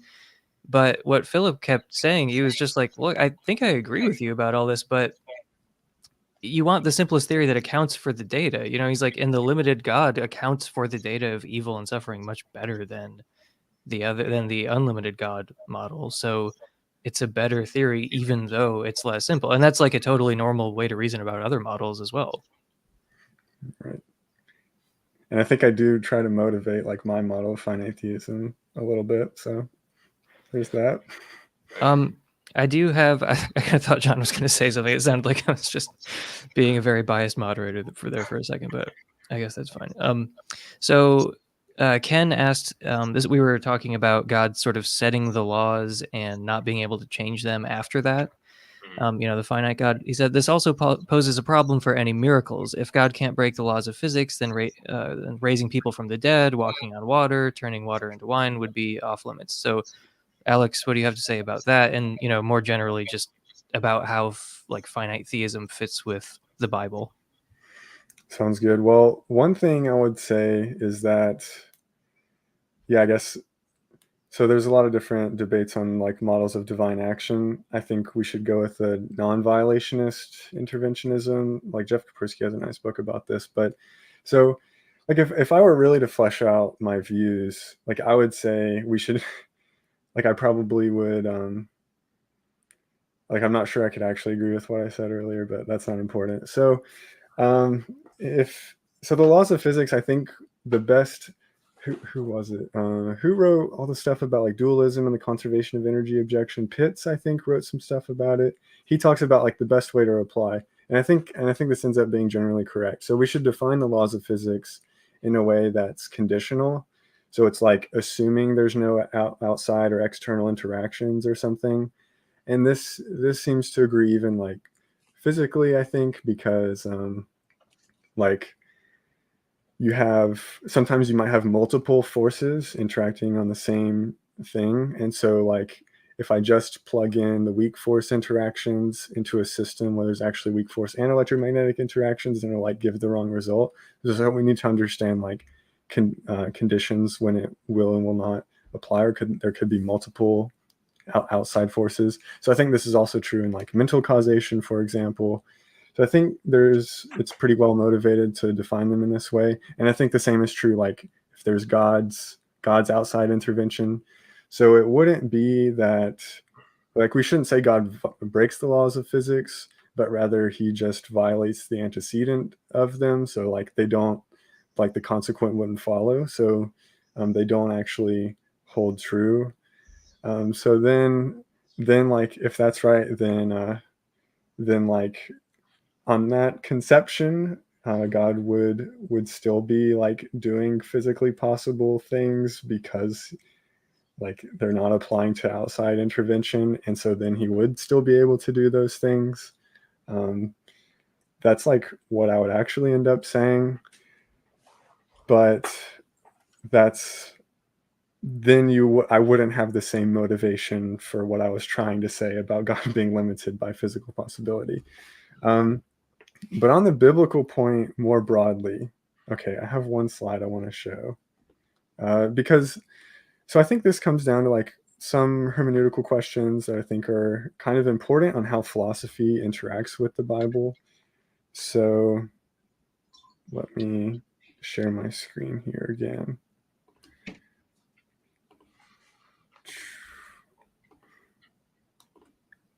Okay. Okay, so like some of the reasons why people might say that like God is omnipotent or whatever is because statements like these claims about can do all things, know all things, etc. But there's also like obvious exceptions to them. So the general point I want to make is that there's obvious exceptions to them in Scripture, and there's not like a really good principled way of picking out the exceptions that omni-theists find palatable and like finite theists find palatable from like a hermeneutical perspective. So, for example, like the very first one says that Paul can do, like, I can do all things. But clearly, Paul, even in his glorified body or whatever, like, isn't actually omnipotent. So, like, that's not a statement of omnipotence. So when Matthew then says like God can do all things, basically, then like it's not obvious that's a statement of omnipotence. Same thing with somebody saying that Jesus knows all things, but like there's still exceptions to that. So there's kind of like this tacitly restricted quantifier in Scripture, using Van Inwagen's notation or label in a different context. So there's like, and also like, God can make square circles or whatever. So there's, God can't like chop off all three of his arms. There's obvious things we want to say are exceptions, and there's not like a principled way to say that like, from our perspective, even the realm of physical possibility is like kind of in the realm. And then like, of course, like there are restrictions given on Scripture, like God can't lie, God can't deny himself, things like that. So yeah, so I think like there's not really a clear statement either way about like omnipotence. It doesn't actually really specify all things in the omni sense as opposed to all things in the finite sense, because like, and yeah, Sholkovsky says something similar. So like, so John and I agree that like God can do absolutely everything except for all the things he can't do, and then we plug in different things for like what he can't do. And so so like I don't think there's really like that great reason to like pick out the omni-theist exceptions over the finite theist, like in the biblical case and also in the real life case, really. Yeah. Okay, so did you say earlier that like you don't think that simplicity is a virtue of a theory? I don't think it's an epistemic virtue. I think it's pragmatic and it's useful in science. It makes experiments and computation and theory easier, and it helps you like get to truth faster. But it doesn't automatically mean you should like have a higher credence in simpler theories, just in virtue of it being simpler. Yeah. Even in a tie. Yeah. Really? Okay, because like I'm thinking of something like the new problem of induction or something like that, where like you'll have two theories basically. One that says all emeralds are green, and then the other theory that says all emeralds are GRU, which means that all emeralds are green up until the point 3000, at which point they will become blue. And it seems like both of those can account for all of the data that we'll observe. Like whenever we look at an emerald, oh, it's before the year 3000, it's going to be green. So like that gives us pretty good ability to account for all of the data. But those two theories, one's like not as simple as the other one, because the other one contains the additional qualification. Oh, it has to be before the year 3000, and then after that, it's going to turn blue and stuff like that. And so it seems like a good response by my lights to the new problem of induction is going to be, well, simpler theories are just more likely to be true, and because they're able to account for the data without positing as many qualifications, basically. And so that's why I would think of like simplicity as a virtue. When I looked at the GRU question, I thought the takeaway was basically that shows that syntactic simplicity, or wait, yeah, syntactic or semantic. I get them confused. Maybe semantic. Semantic simplicity like isn't useful because I can just redefine a word that like I can build in like 25 other words or phrases, and like have that one word mean the thing, like grew, you know, it's like green if after 3000 or blue before that. I don't remember exactly. Right. So I thought the lesson was that like a certain version of simplicity doesn't actually work. So Well, I think no, that would be a complex theory that says that like you have all this like much broader meaning to the word grew than you do to the term green, because green just means, oh, it's green, but grew means, oh, it's green up until the point at which the year 3000. So there's like, but it's the same number of words. So I guess that's the point, is you want to build in like the complexity of the definition rather than like word length, for example. right. Yeah, And I guess syntactic or whatever is referring to the definition complexity or So whatever. that's why, by my lights, we should prefer simpler definitions or theories and terms over those of more complex theories or terms, because the more complex theories or terms are less likely to be true. I'm happy to grant that for this conversation. Oh, sorry, go ahead. Well, I think your critiques about parsimony with respect to finite theism like apply pretty substantially to, I think, a lot of accounts of omnipotence, because they say, you know, you say like all X is like a very simple theory. Like Helen Miller makes this kind of argument, you know, this is like relevantly similar to universal generalizations in science and stuff. But like that only applies to unrestricted omni-properties, because like once you add the restrictions to omni-properties that everyone adds, you know, like you say, God can do all physically possible things or whatever. That's like more complicated than all things. But like the omni-properties are, you know, God can do all metaphysically possible things, or maybe they like, you know, there's all sorts of different renditions that add exceptions to the rule. And then like finite, you know, like the finite one, I mean, one simple way is just God can do all finitely possible things. And then like, is that okay? You know, Well, yeah. Like that would be great if finite theists were like, okay, here's what the restriction is, and that's, I'm putting that forward, which I think like omni-theists are sort of putting forward, like, okay, it's everything that would not entail a contradiction were it to be brought about, or something like that, or everything that would be in line with a perfect being's nature to bring about, or something like that. But like as I see it, like the limited theists are kind of just saying, oh, it's limited. It's finite. Like, even if you were to say, okay, God can bring about anything that would be finite, then that just means like, okay, well, God could create a world with finitely many creatures, but it's like billions upon billions, and they're all living a perfectly happy life. But earlier you were kind of saying like, well, that's not really the kind of world that God can create.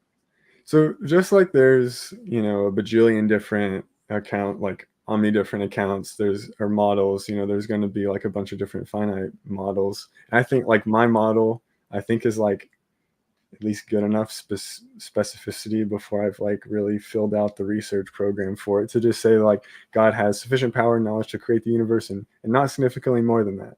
And like, yeah, we need to do some work to figure out what that is. Same as we need to do some work to figure out, you know, which things are logically incoherent or which things are metaphysically impossible based on whatever, you know, definition of omnipotence you want to give. But yeah, like that's, you know, so I think like your critiques do apply. Like, you know, there's a lot of different finite theist models, and I think that the same is true. There's a lot of different omni-theist models, and I look at them and they're all like a giant, you know, jumbo maze and everything. But like, you know, I think I gave a reason to motivate a specific model that, you know, at least encapsulates how much power, you know, I guess like, I'm not saying that solves everything. Again, give me some more time, maybe. I'm working on it, but yeah, like, you know. So, what do you think about that? And like, I just want to jump in really quickly with the recommendation on the previous two topics about the simplicity stuff and the GRU paradox stuff. I don't know for what reason you'd want to read more about the GRU stuff, but like that part of, so I just finished Michael Huemer's book, Understanding Knowledge, about epistemology, and like both of these things are covered in there. No, Understanding Knowledge is the book on epistemology. Okay, yeah. But correcting me about Michael Huemer. Right. But no, the section on the GRU paradox, I was like just struggling through. It was just so. But anyway, the stuff about simplicity was like super interesting, because he's also kind of like critical of simplicity as like a virtue. right. But he breaks it down like different kinds of simplicity and values they have in different contexts. But if you're listening to this and you're interested in like who would criticize simplicity as a virtue, I thought that was like a super accessible treatment of it. So yeah, check out that book. And his paper, When Parsimony is a Virtue. Yeah, good. Emerson's cashing in those checks. He pays me 1 penny every time I recommend the book.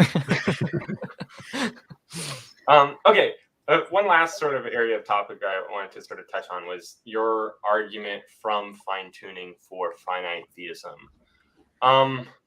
So I guess I have a question, like, why should we assume that your notion of God would be able to bring about all and every anthropic possible world, rather than like there being some anthropic worlds that just lie outside of his power? Because like the way you just articulated, you said God has the power to create our universe and not much more than that. Seems like, well, we could sort of limit God's power to God can only create this very one particular universe. And so if there are other anthropic universes besides this one, well, those would lie outside of God's power. It wouldn't lie outside of an omni-theistic version of God's power, but at least depending on how powerful we really want to say that God is, it could. Like there could be a lot of worlds that you couldn't bring it out. Like what you had mentioned earlier, like a world with no gratuitous evil. That would be an anthropic world that would not be something that a finite version of God could bring about. So yeah, anyway, I was just wanting to point out, I think your argument rests upon the assumption that a finite God could bring about any and all anthropic worlds, but an omni-theist conception of God can only bring about the non-anthropic worlds. I'm not sure why we should think that to be the case at all. So I guess first thing is, so just speaking on finite theism as like a family of theories. So like the omni-theist is always going to be on whatever like spectrum when we're looking at for the parameter that is a function of power. Like the omni-theist is always going to be like at the edge, and there's going to be a lot of finite models that are going to be like all over here, and some of them are going to be like less than the anthropic range. And so we should rule those out. But I think there's going to be some that are like guaranteed to be outside of the anthropic range for all of the like the parameters that I point out. So I think that's a relevant point for my specific model. Like, okay, not significantly more, like not, 100 times more power to create the universe or something. So like we shouldn't assume it. We need to actually look at the parameters. And so like in the dimensionality case, it would definitely be correct because the anthropic range is exactly, 1 point in that like space. So that's like definitely true. In other cases, it actually turns out, I mean, I can show something. It turns out that like the anthropic range, or like the value that our universe takes on of like the parameters in question are along the dimension that scale with power, very close, like very, very close to the edge of the anthropic range. I mean, I can show you some of the, let me. Yeah.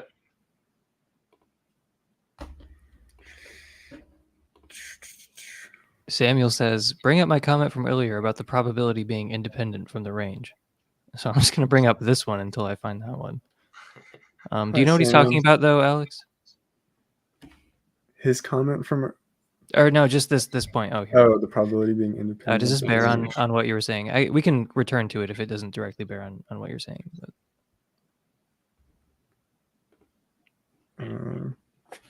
let me think.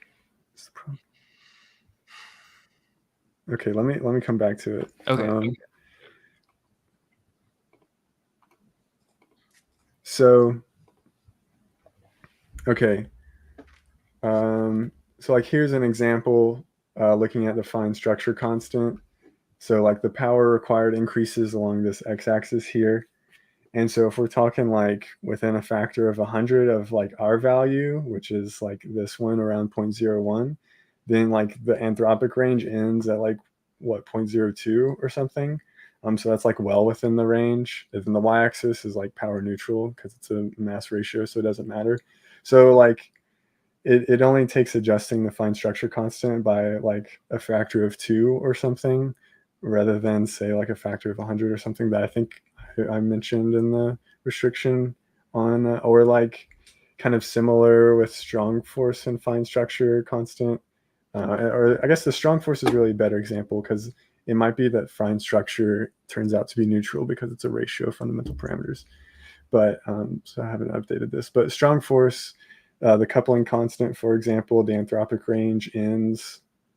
Yeah, I mean, you can like barely see it. So if you increase power by like a factor of 1.2 or something, then like you no longer have a life permitting universe. So it doesn't really take I think similar with the anthropic restraints on like the quark masses.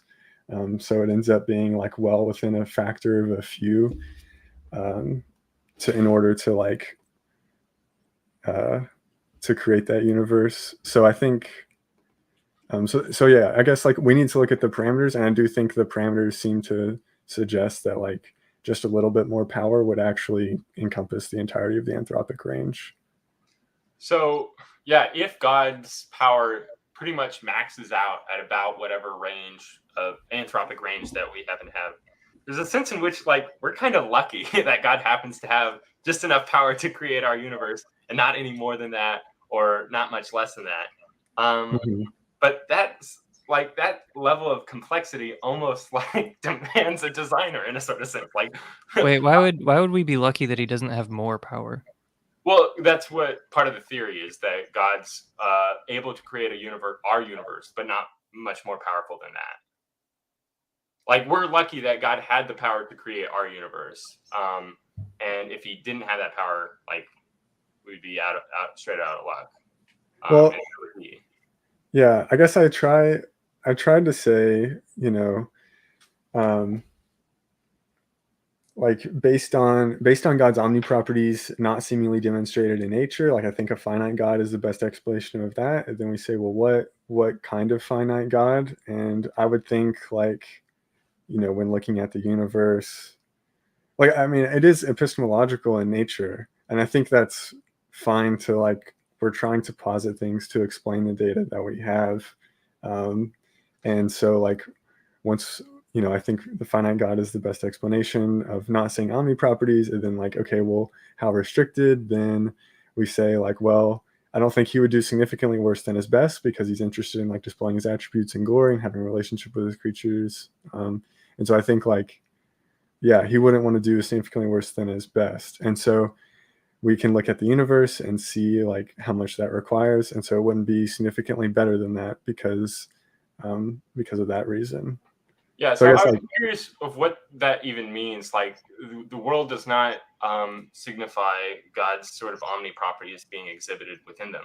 But like what would that even look like? Like would that mean like if there were an infinite number of stars or people or galaxies, would that signify like omnipotence? Because there's no limit to the number, and so okay, something sort of like that. But because we think that there's a limit, we say, oh well, he's probably limited too then.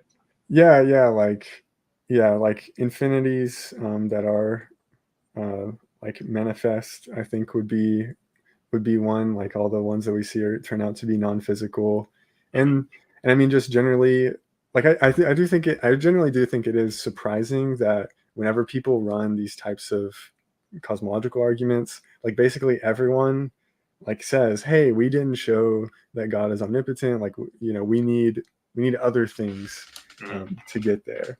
Right. And like that does that does strike me as genuinely pretty surprising. So yeah, maybe some type of actual infinity. Right. So like if we were to like scientifically discover that our universe does have an infinite past, that would be like a strike against the finite theistic model. It's like, well, there's an infinite property here in the universe, and a finite being wouldn't be able to instantiate that infinite property. Yeah, I think so. So I guess like, yeah, we need to distinguish like actual infinites and potential infinites, because I would think like, so if God, and I think past is So it depends a lot on like what kind of things you think are going on with the beginning of the universe and actual infinities and all that stuff. But for example, like the future, a finite God could put the universe in place, set it in motion, and then just let it go, and that could continue indefinitely. So it's not like future eternal, like that would be a potential potential infinite. So I don't think that would be evidence of a finite God or against a finite God. Past, an infinite past, I think would, yeah, it depends on like, The theory of time, maybe. Like if yeah, that is an actual infinite, then maybe there would be a problem. But if it's like it's just God doing something an infinite number of times, yeah, or because not even an infinite, is becoming an infinite. It's approaching right. infinite. And some finite theists, like they actually take, like they think that like the universe is eternal, and so part of God's limits is he couldn't actually like create ex nihilo. Mm. So that's, I wouldn't want to go that route. Like I want to go there, like I accept the Kalam. So I don't know. It but I sounds like would, a very based route that maybe some people might want to go. I don't know. yeah, Like, I don't know what that, time is past infinite and God didn't create ex nihilo. He formed the world out of pre-existing material. I don't know. This is sounding kind of cool to me. Can't put my finger on why, but I I am fine with like a creation ex deo or whatever. That sounds pretty cool too. Um, yeah, so I would think like we should see some actual infinites in creation. Yeah. Yeah, Regarding the argument, though, like, is there a sense in which you're almost like presuming that an omnipotent God would be constrained by our particular set of physics? Like, the reason, like, there be like a greater amount of anthropic universes that don't rely upon our particular laws of physics and nature, where like God just sort of like designs these creatures that are able to, I don't know, withstand that vast vacuum of space. Like God could just sort of like create those and sustain them, and like that would be an anthropic world that God could create, or an omnipotent God could create, that would lie outside the range of powers that a finite God could create. wait, so are you mostly pointing out like God could vary the physical laws, or that like there could be an infinite number of anthropically permitting worlds?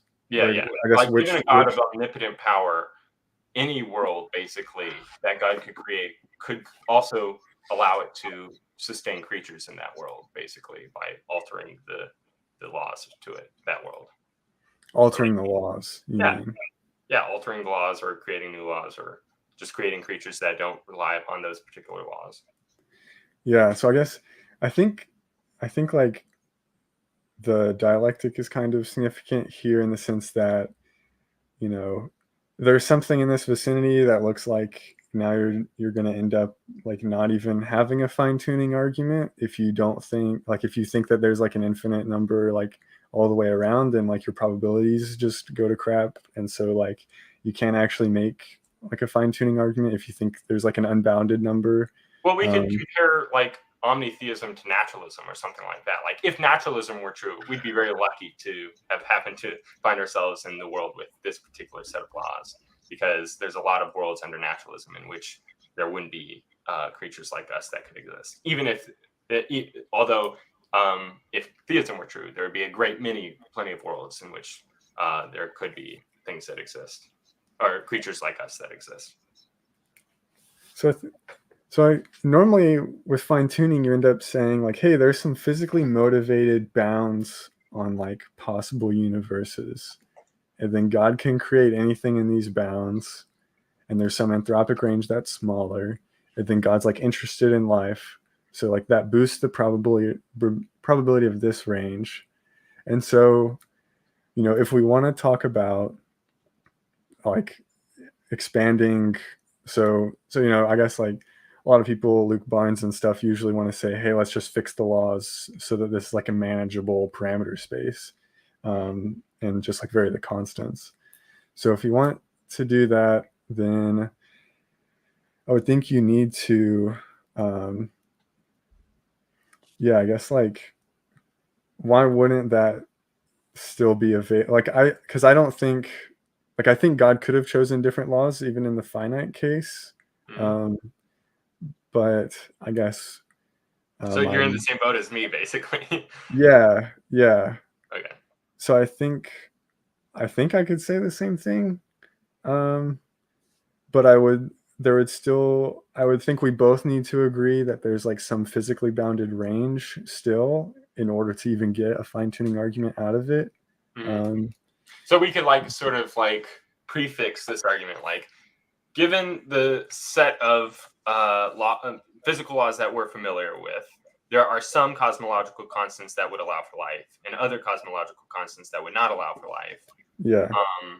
And so on omni-theism, all of those cosmological constants are open to God, whereas on limited theism, not all of those are open to God. And so it's just going to be more probable, I guess, that our world was designed by one of those finite gods. Yeah. So let's see. I think so. And then I guess by the same token, maybe like there's some. Okay. So I guess one thing you could say is that so God can choose physical laws, but in the same way, there's still a limit to the laws that he could create. Like some kinds of physical laws are going to be more difficult to like deal with. So like something that involves like 40 different physical laws and they're all infinite dimensional, but there's, I forgot what it's called, like compartmentalization or contraction or whatever. So it just like ends up being 4 dimensions. Anyway, so like, so that seems available to you to be able to say like, there's some anthropically permissible worlds that the omni-theist can create by varying the laws that at least like the finite theist can create. And that would be unwieldy to like evaluate, but that seems available to you. So yeah, that seems all right. One last point I wanted to go over regarding that, just before we can go into questions, is so you had mentioned though that like both for the finite theist and the omni-theist, we would presume that there's a general preference by God to create an anthropic world or something like that. So I'm not sure then if we have that preference within God on both cases, why adding more possibilities that fall outside that preference like changes the probability that we would find in an anthropic world. Just as an example, like do you have a favorite flavor of ice cream? Caramel, I guess. Caramel. Okay, so let's say that caramel is your favorite flavor of ice cream. That's your flavor of choice. So whenever we can predict, then whenever you enter into an ice cream store, you're going to more times than not pick caramel as a flavor option. Now, let's imagine you went into an ice cream store that only served 10 flavors, and we'd have a good bet that you're going to pick caramel as an option. And so when you walk out with caramel, that was a successful prediction. Now let's say that you entered into a store with 100 different flavors. Like, shouldn't we still predict that you're going to come out with caramel? Because like that's your favorite, that's what you prefer. So the adding of more options doesn't actually like change our prediction space with regards to what we should expect as an outcome. That's kind of the point I wanted to make regarding your argument. Yeah, I think that's a good thought. I do think that so I guess like it kind of does have to reduce the probability. I mean, surely like the probability isn't exactly 0 that I'm going to pick a new flavor of ice cream or like a different flavor of ice cream. So there's inherent uncertainties about God's motivations and things like that. So like, yeah, I do think it's well motivated to think that God's going to care about life, but like, surely, and this kind of the fine-tuning argument runs on the assumption not that like God is certainly going to create life or something like that, but just that it's way more probable than on naturalism that it's going to create life. And so like if you think about the probability space across like all the set of parameters on naturalism, it's like flat, or let's go with something like that. It's going to be like approximately uniform for a good chunk of it or something. And then the theist model might be a little bit more smushed. So it's like for the anthropic range, but there's still going to be these like tails that are going to drop off. But they're not going to go to zero, I don't think. Right. So like so I think like strictly speaking, if you don't think they go to zero, like the probability has to increase for the finite theist. Well, that's actually a great, because like now when thinking about it, there is still going to be that probability space that you're going to pick a different option. But for the finite theist case, that probability space is spread out between, let's say, 10 different options. Whereas for the omni-theist, it's spread out between 100 different options. So each of those individual things that go along that sort of wider angle are going to have a lower probability than the finite theist will. Because like of those 10 options, he's going to have a greater than 50% chance to pick one of the anthropic ones. And then for, let's say, the 20% chance outside this and 20% chance outside there, just to sort of add up to 100. Whereas under theism, if we say that God has a preference towards creating anthropic worlds, then there's going to be a greater than 50% chance that he creates one of those worlds within that anthropic range. And then it's going to be still 20% chance and 20% on the edges outside that range, but it's going to be split up between a lot more different options under theism. So any one of those particular options is going to have a lower probability on the omni-theistic picture of the world than the limited theistic picture of the world, because the limited theistic picture of the world just has a smaller amount of options. So the probability space isn't spread out as thinly. That sounds good. I don't understand what does that do to the argument? Well, Can you it means walk me through that? there's a higher probability on finite theism that we would find ourselves in, or we wouldn't find ourselves to exist, because there's a higher probability that God would create one of those worlds outside the anthropic range, because they have a higher probability by themselves. Whereas on the omni-theistic world, it's spread more thinly because there's a greater amount of them. So in thinking about it as like ice cream flavors, you have a higher preference for caramel, and so you just split out all of your other preferences between either the 10 ice cream flavors or among the 99 other ice cream flavors. And so if on the 99 other ice cream flavors, each individual ice cream flavor is going to have a lower probability than in the case where you have 10 other ice cream flavors, because they're going to have a higher probability with regards to the whole probability space. I think I would want to say here that, like, as far as motivations are concerned, I think the finite theist and omni-theist are on roughly similar grounds, with the same strength of thinking that like they're going to create anthropic worlds, such that like, God's still omnibenevolent and God is still personal, so he's going to have interest in these personal interactions and like creating good things.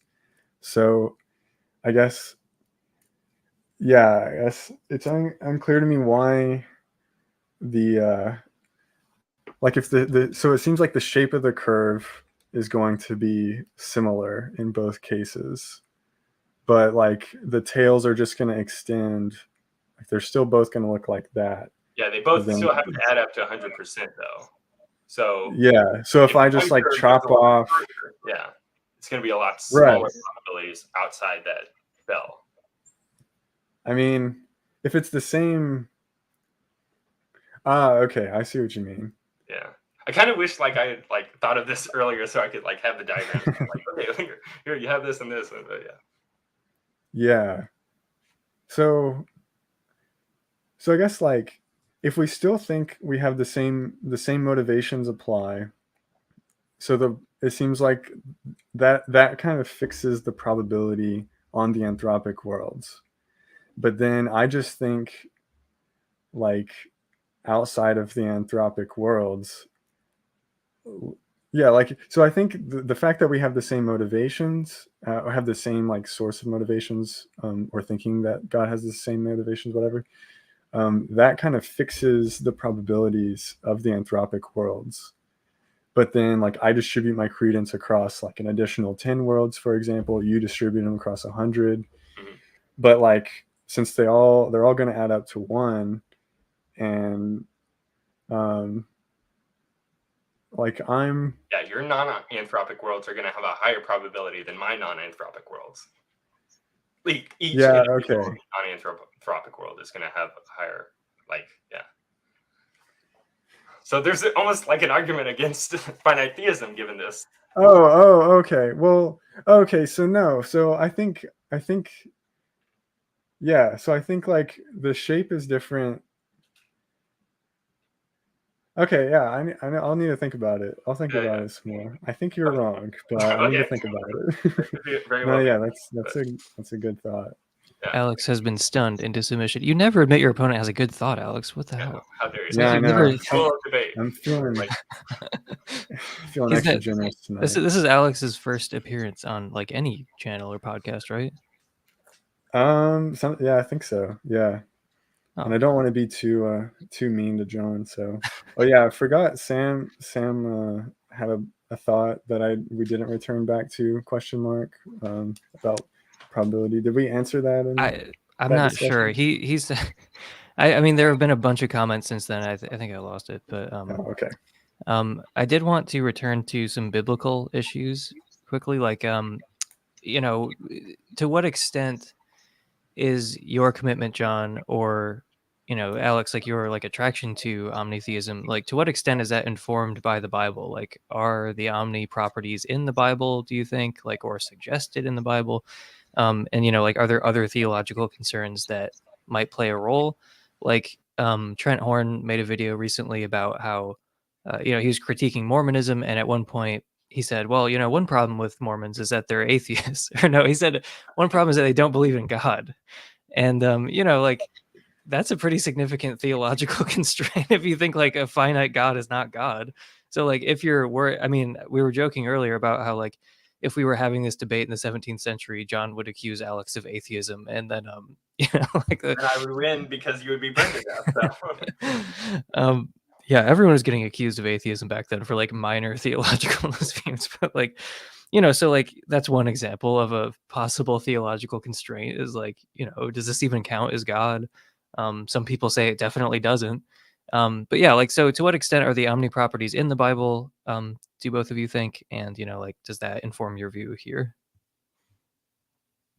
We can start with John. Well, okay. I think that the Bible is like a collection of books that sort of progress over the salvation history of humanity. And I think that story is being told from the perspective of humanity as it's undergoing that progression. So there are John, sorry to interrupt, no offense, but that sounds like some liberal gobbledygook. Just gonna throw that out there. Okay, but please continue. Okay, thanks. So I do think that the ancient Hebrew Israelites did have a pretty strong conception of God, at least with regards to like thinking of God as more powerful than the rest of the gods that might exist in the world. But I'm not so sure that they thought that God was all powerful, mostly because I'm not so sure that they had a strong philosophical background in which to sort of like think about theology in that sort of way. It seemed like their theology was much more personal and maybe just much more I don't know, given to them without a lot of like critical thought regarding it. So I think that there are passages in Scripture that can both point towards a finite version of God that the biblical authors were conceptualizing, as well as later, as the progression continues, it leans more towards a sort of omni-powerful conception of God. So I would think that the more modern conception of God as being all-powerful would just be a sort of natural progression as the sort of like theological history has laid itself out. I'd say this is where I think I'm supposed to do a rant on like Greek philosophy influenced the Christian tradition, blah blah. They wouldn't accept it otherwise, and all that. Augustine was ruined by Plato and whatever. I don't know, but I don't think like I don't know. Like I think it's an omni-theist like kind of has a better explanation of the biblical data. I don't think it's like really that straightforward. So I don't think it's like as nearly as strong as people think or tend to think and tend to react so violently to monotheism. But I think it says right there, he's the King of Kings. It could not possibly be more clear. A That's true. That's a good point. I should have considered that before I got on here. It doesn't say with man this is impossible, but with the limited God, most things are possible. So, hey, we all think all things are possible except what's not. So, I think I guess the only other thing, I think from a systematic theological perspective, I am a dirty Calvinist, so I'm like a 4-point Calvinist. So that's a pretty strong requires to God. Wait. You believe in limited atonement? No, that's the one I reject. That's crazy. Oh, what a twist. Right. So I was trying to hide that fact at least until the end, so people would actually listen to you. I didn't want to come out of the gate, and he's a Calvinist. No, I mean, of the Calvinist positions, unlimited atonement is definitely the more theological or the more morally approachable, I guess. I don't know. Yeah. I try not to. If God, if there's unlimited atonement, that sounds like there's no limit to how much atonement God Oh, snap. You got me. Yeah, but I was thinking so I'm trying to build on this creator theology stuff, and that's Jonathan Quanvig's work, and he argues that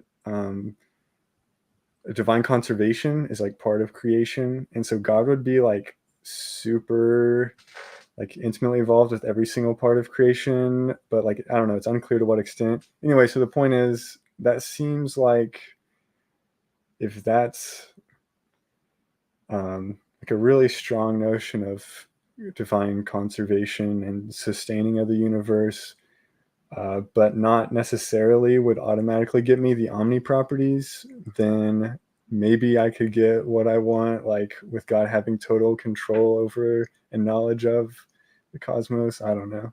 Yeah, well, one concern, if God is the creator of all things other than himself, it seems like that would not allow for there to be any sort of metaphysical laws or constraints regarding the world that reside outside his power. Because anything other than himself, if there was some causal law regarding I don't know, the structure of the world, that would be something God would have created, right? So it seems almost if we take that strong creator theology, it might still wind up to be omnipotence on a strong sense. So that was one thing I was trying to mention earlier. This is something Quanvig talks about, which is that in order to even have a connection between creation, though, and some outcome, there has to be. Seems like there needs to be something in place to connect the two, and to say that God makes that connection it seems like that would introduce a regress. So what makes it such that God creating what he thinks is X would end up actually being X as opposed to Y? In physical context, laws of nature do that, and so seemingly maybe a metaphysical law. Anyway, I haven't. Okay. That was part of what that was supposed to do, but I'm not sure about that. I need to read and think more about that. But yeah. Okay, I can see then how a sort of inherent constraint within God, maybe that it's not the case that there's something outside God that's sort of inhibiting his powers, just a sort of inherent limitation to him. Sure. I would also reference people back to the first limited God debate I had between Caleb, dry apologist, and Joseph, LDS philosophy. We actually did spend 10 or 15 minutes just talking about the concept of limitations, and what that could mean. And anyway, some good stuff covered there. But I did have a kind of a quick question, I guess. Do you guys think that a finite God could be a necessary being? Yes, definitely. Yeah, it seems like it could. Yeah, because if I think that a natural entity could be a necessary being, it seems like similarly that could be said about a finite God. It's just going to be maybe a finite God introduces more instances of necessity that are going to be unexplained, and so we should prefer at least omni-theism that has one power that goes unexplained. Basically, it's not all powerful. And I would have similar objections to oh, it's this physical entity that exists as a necessary foundation for the world, and it has this precise shape and form, and this precise shape, or this precise amount of power and limitation, and those are just going to feel very arbitrary. So, Yeah, I think that there's also with creator theology, there's kind of like an internal way to justify like the necessity of God, and since that's compatible with finite theism, then I think that that would work. So if you have, so I guess like first off, I mean, especially in the context of like a stage 2 cosmological argument, but like I think it's independently plausible that necessarily like something exists, just like the rejection of metaphysical nihilism. So like, you know, it's impossible to conceive of nothing, for example. Like that gives some reason to think it's impossible for there to be nothing, or like various arguments to this effect to think that like something is necessary. Not necessarily an individual thing, could be different things in different worlds. So then we're gonna let's call that object O, and we're gonna look at like every world, and in that world, like O is either God or it's not God. And if it is God, then God exists in that world. And if it's not God, then on creator theology, God created that thing. And so if he created it, then he therefore exists. And so God exists in all worlds where O is both God and not God, and O necessarily exists, so therefore God necessarily exists. So I think that's kind of like an internal way. You just have like one, where O is both God and not God. That would be it's either God or not God. Okay. Yeah, and so either one of them implies that God exists, because God is necessarily the source of all other things. I see. And so like this if is your it's God, ontological argument that you were just presenting. I gotcha. Okay. right? Yeah, exactly. Yeah, So, because it's necessarily the case that either O or not O. boom. Thanks, Darren. Appreciate it. Yeah. I do have one more question for you guys before we sign off here. Maybe cover some closing thoughts. A non-alchemist raised the issue of like worship worthiness. So for Alex, do you think a limited God is less worthy of worship than an omni-God? For John, why would a rational soul reject the opportunity for union with the good personified?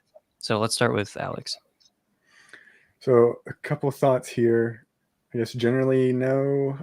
So like Swinburne's account of worship, like I think so. I guess there's a few different accounts. I guess one of those is like creation based, and so like naturally creator theology I think is conducive to that. So God created our lives with great value, and so worship is like a fitting response to that.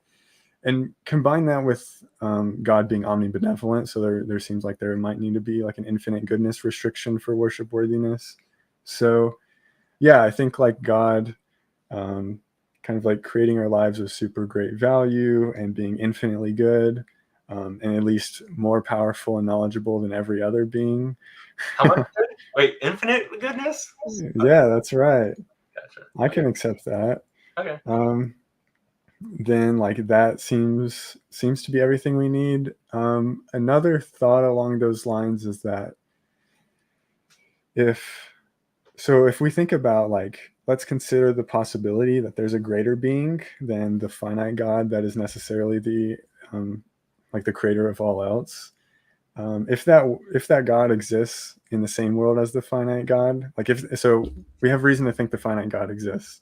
So if we think about this other possibly greater being, if that also exists, then the finite God created that one.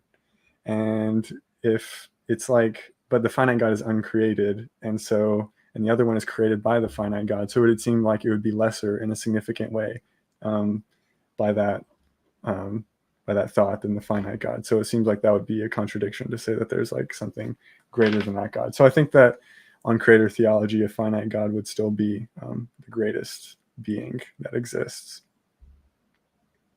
Yeah, it's like I mean, you posted this thing on Twitter today. I can't remember the guy's name, but he was talking about how, you know, there's this distinction between like an unsurpassably great being, like a being who's unsurpassable in greatness or power, versus a being who just is in fact unsurpassed. Like he's the most Right. powerful being. He's he's unsurpassed in power, but like you can conceive of something that's more powerful. Like he's not an unsurpassably great being. And that's like something a finite theist could believe in, is a being that's like unsurpassed in power, even if you can conceive of a being that's more powerful. Right. Okay. So Right. then, like, if we were to imagine a world where there was a finite God that sort of resides at its base level, and this finite God is so inherently constrained that the only thing it can produce is, I don't know, one soul that exists in like perfect union with him or something like that. Like, that would be the case where that being would be unsurpassed in greatness because there's no other things besides that one soul that was created by it. But it seems like there's going to be a lot greater sorts of world or greater sorts of beings than that would have higher power, like the ability to create two souls or three, so on and so forth. Like, would you say in that world that being was God because it matched your or qualified met all your qualifications for God? Well, so I guess I wouldn't want to say God is fundamentally like the unsurpassed being. Like I still would want to say God is like the creator. And I think it's fine to, so like if there is nothing else, yeah, I guess like I still would say it's fine to like, I think there's fine to like stipulate some additional like intuitive requirements. I guess like really same as omni-theists do, like even if we give some account, like surely, you know, rocks aren't omniscient or whatever, like we should introduce some like constraints. And I wouldn't want to say like unsurpassed is like sufficient for God or something. Like we should Yeah, because I was also kind of thinking like on Graham Oppy's sort of model of the world, there is a sort of like necessary being that technically created the rest of our world. It just did so accidentally. It's not like a conscious being or anything like that. I wouldn't want to say that that's, I mean, if naturalism were true, that would be like the unsurpassed being of greatness. But I don't think that was being presented as like a definition of God or something. It was just saying like, you still believe in something that is like, you know, very, very powerful, I guess. Or like, yeah. So, okay. So John, why would a rational soul reject the opportunity for union with the good personified?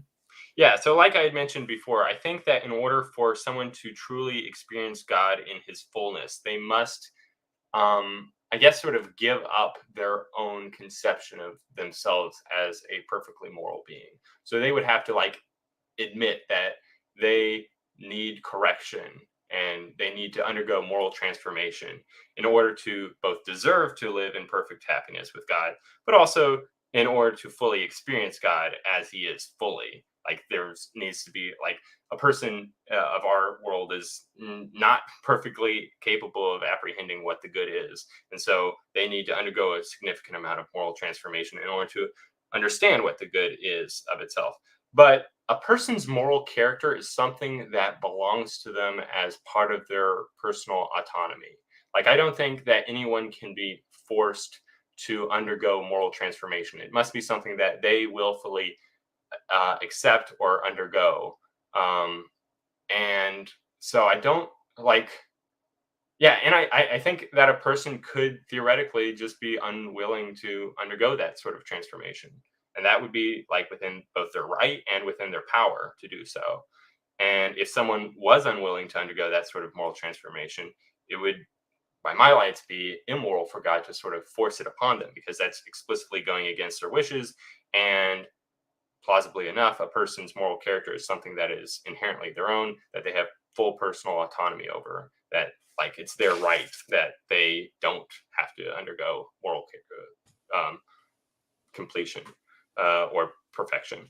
And so like, yeah, I think mean, God, you are talking to a consequentialist and someone who's almost a consequentialist. So we're not really going to be that convinced by like, oh, you can never violate rights.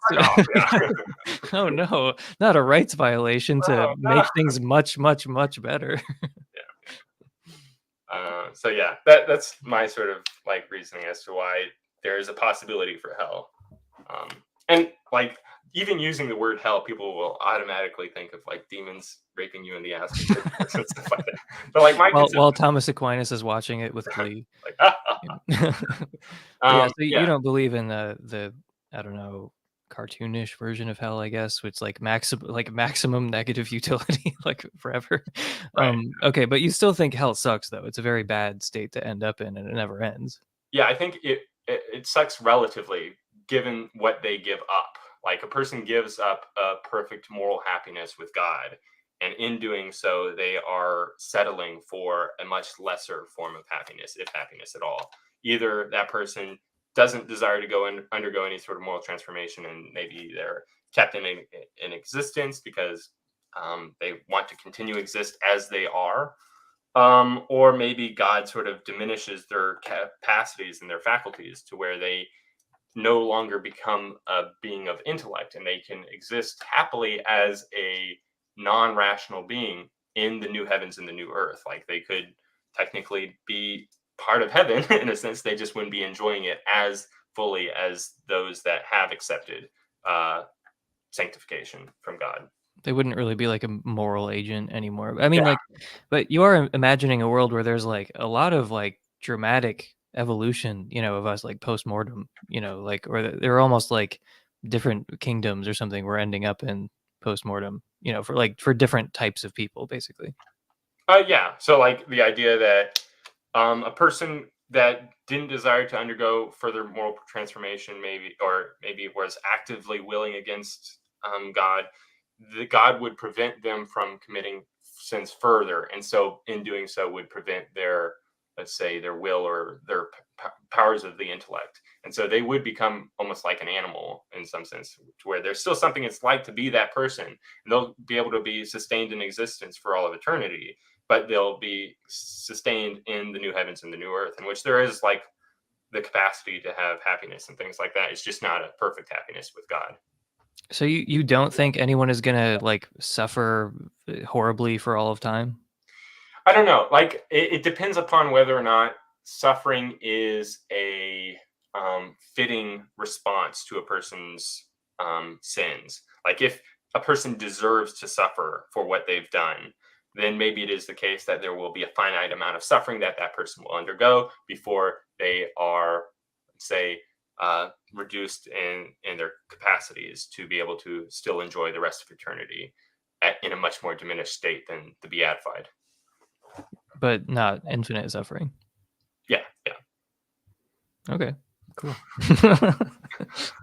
I was just getting I mean, this is like a continuation of like a conversation we started on Twitter like a few days ago, in case people are just kind of wondering like, why are you going off on this tangent? I was just wondering what your views were, because I thought you did subscribe to eternal conscious torment, or like some kind of watered down version of it or something, but I just, you told me that you didn't anymore, so I was just curious what you thought. Yeah, if anyone's curious, I had a conversation with Dry Apologist and Christian Idealism on his channel where I sort of laid out, I guess, two different models of hell that I find somewhat morally plausible. One in which the damned are sort of restricted, and the other where they are transformed to a non-rational being. And I think both of those are pretty, I don't know, they seem to jive fairly well with my moral intuitions, although there are still concerns that could be brought up, I'm sure. So is there anything else that either of you want to touch on before we go? Thank you both for coming on. It was a super interesting conversation. Yeah, thanks a lot for having us. Yeah, absolutely. Yeah, no, Yeah, thank no, you.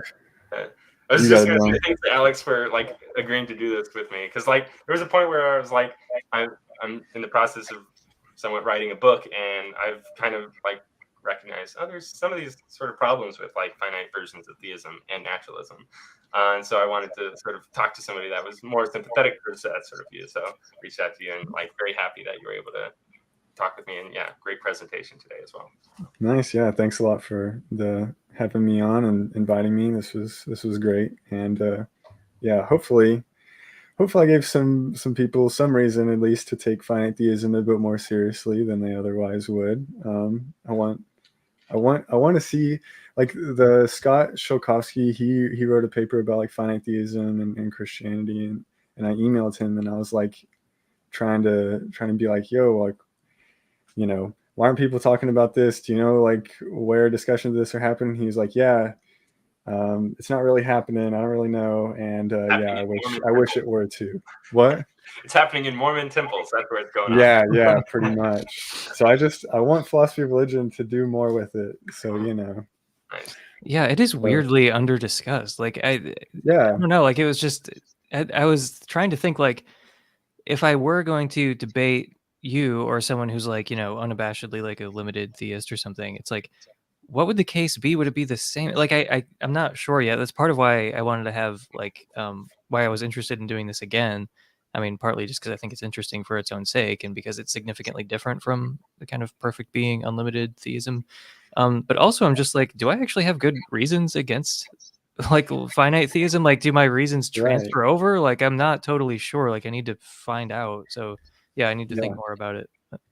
That was definitely me. Like I was, as I was getting into philosophy of religion, I was like, all of these arguments, against are like against like omni conceptions, and then like a lot of these arguments for, they're like, oh yeah, we didn't actually show omni properties. So I'm like, like, why aren't people talking about finite theism? Everyone's just like, let me stipulate God is like tri-omni or whatever. And I'm like, where's, at least Nagasawa is like doing some revisionary stuff that I really like. But yeah, so I was like, man, where's the love for finite theism? Dang it, Darren. Wrong direction. Darren says, for those just listening, Darren says, I took finite theism seriously when this discussion began, but now I'm a new atheist. I did a horrible job of And Shannon's, just withering in the fake country of Canada. So the time zones, I guess, are different. Sad day. Yeah. This is the description of your model of hell, John. All right. So thanks a lot. Yeah, I guess we're gonna leave it there. And yeah, it's good to see you both again, at least virtually. Yeah. So thank you guys for listening, and I will talk to you next time.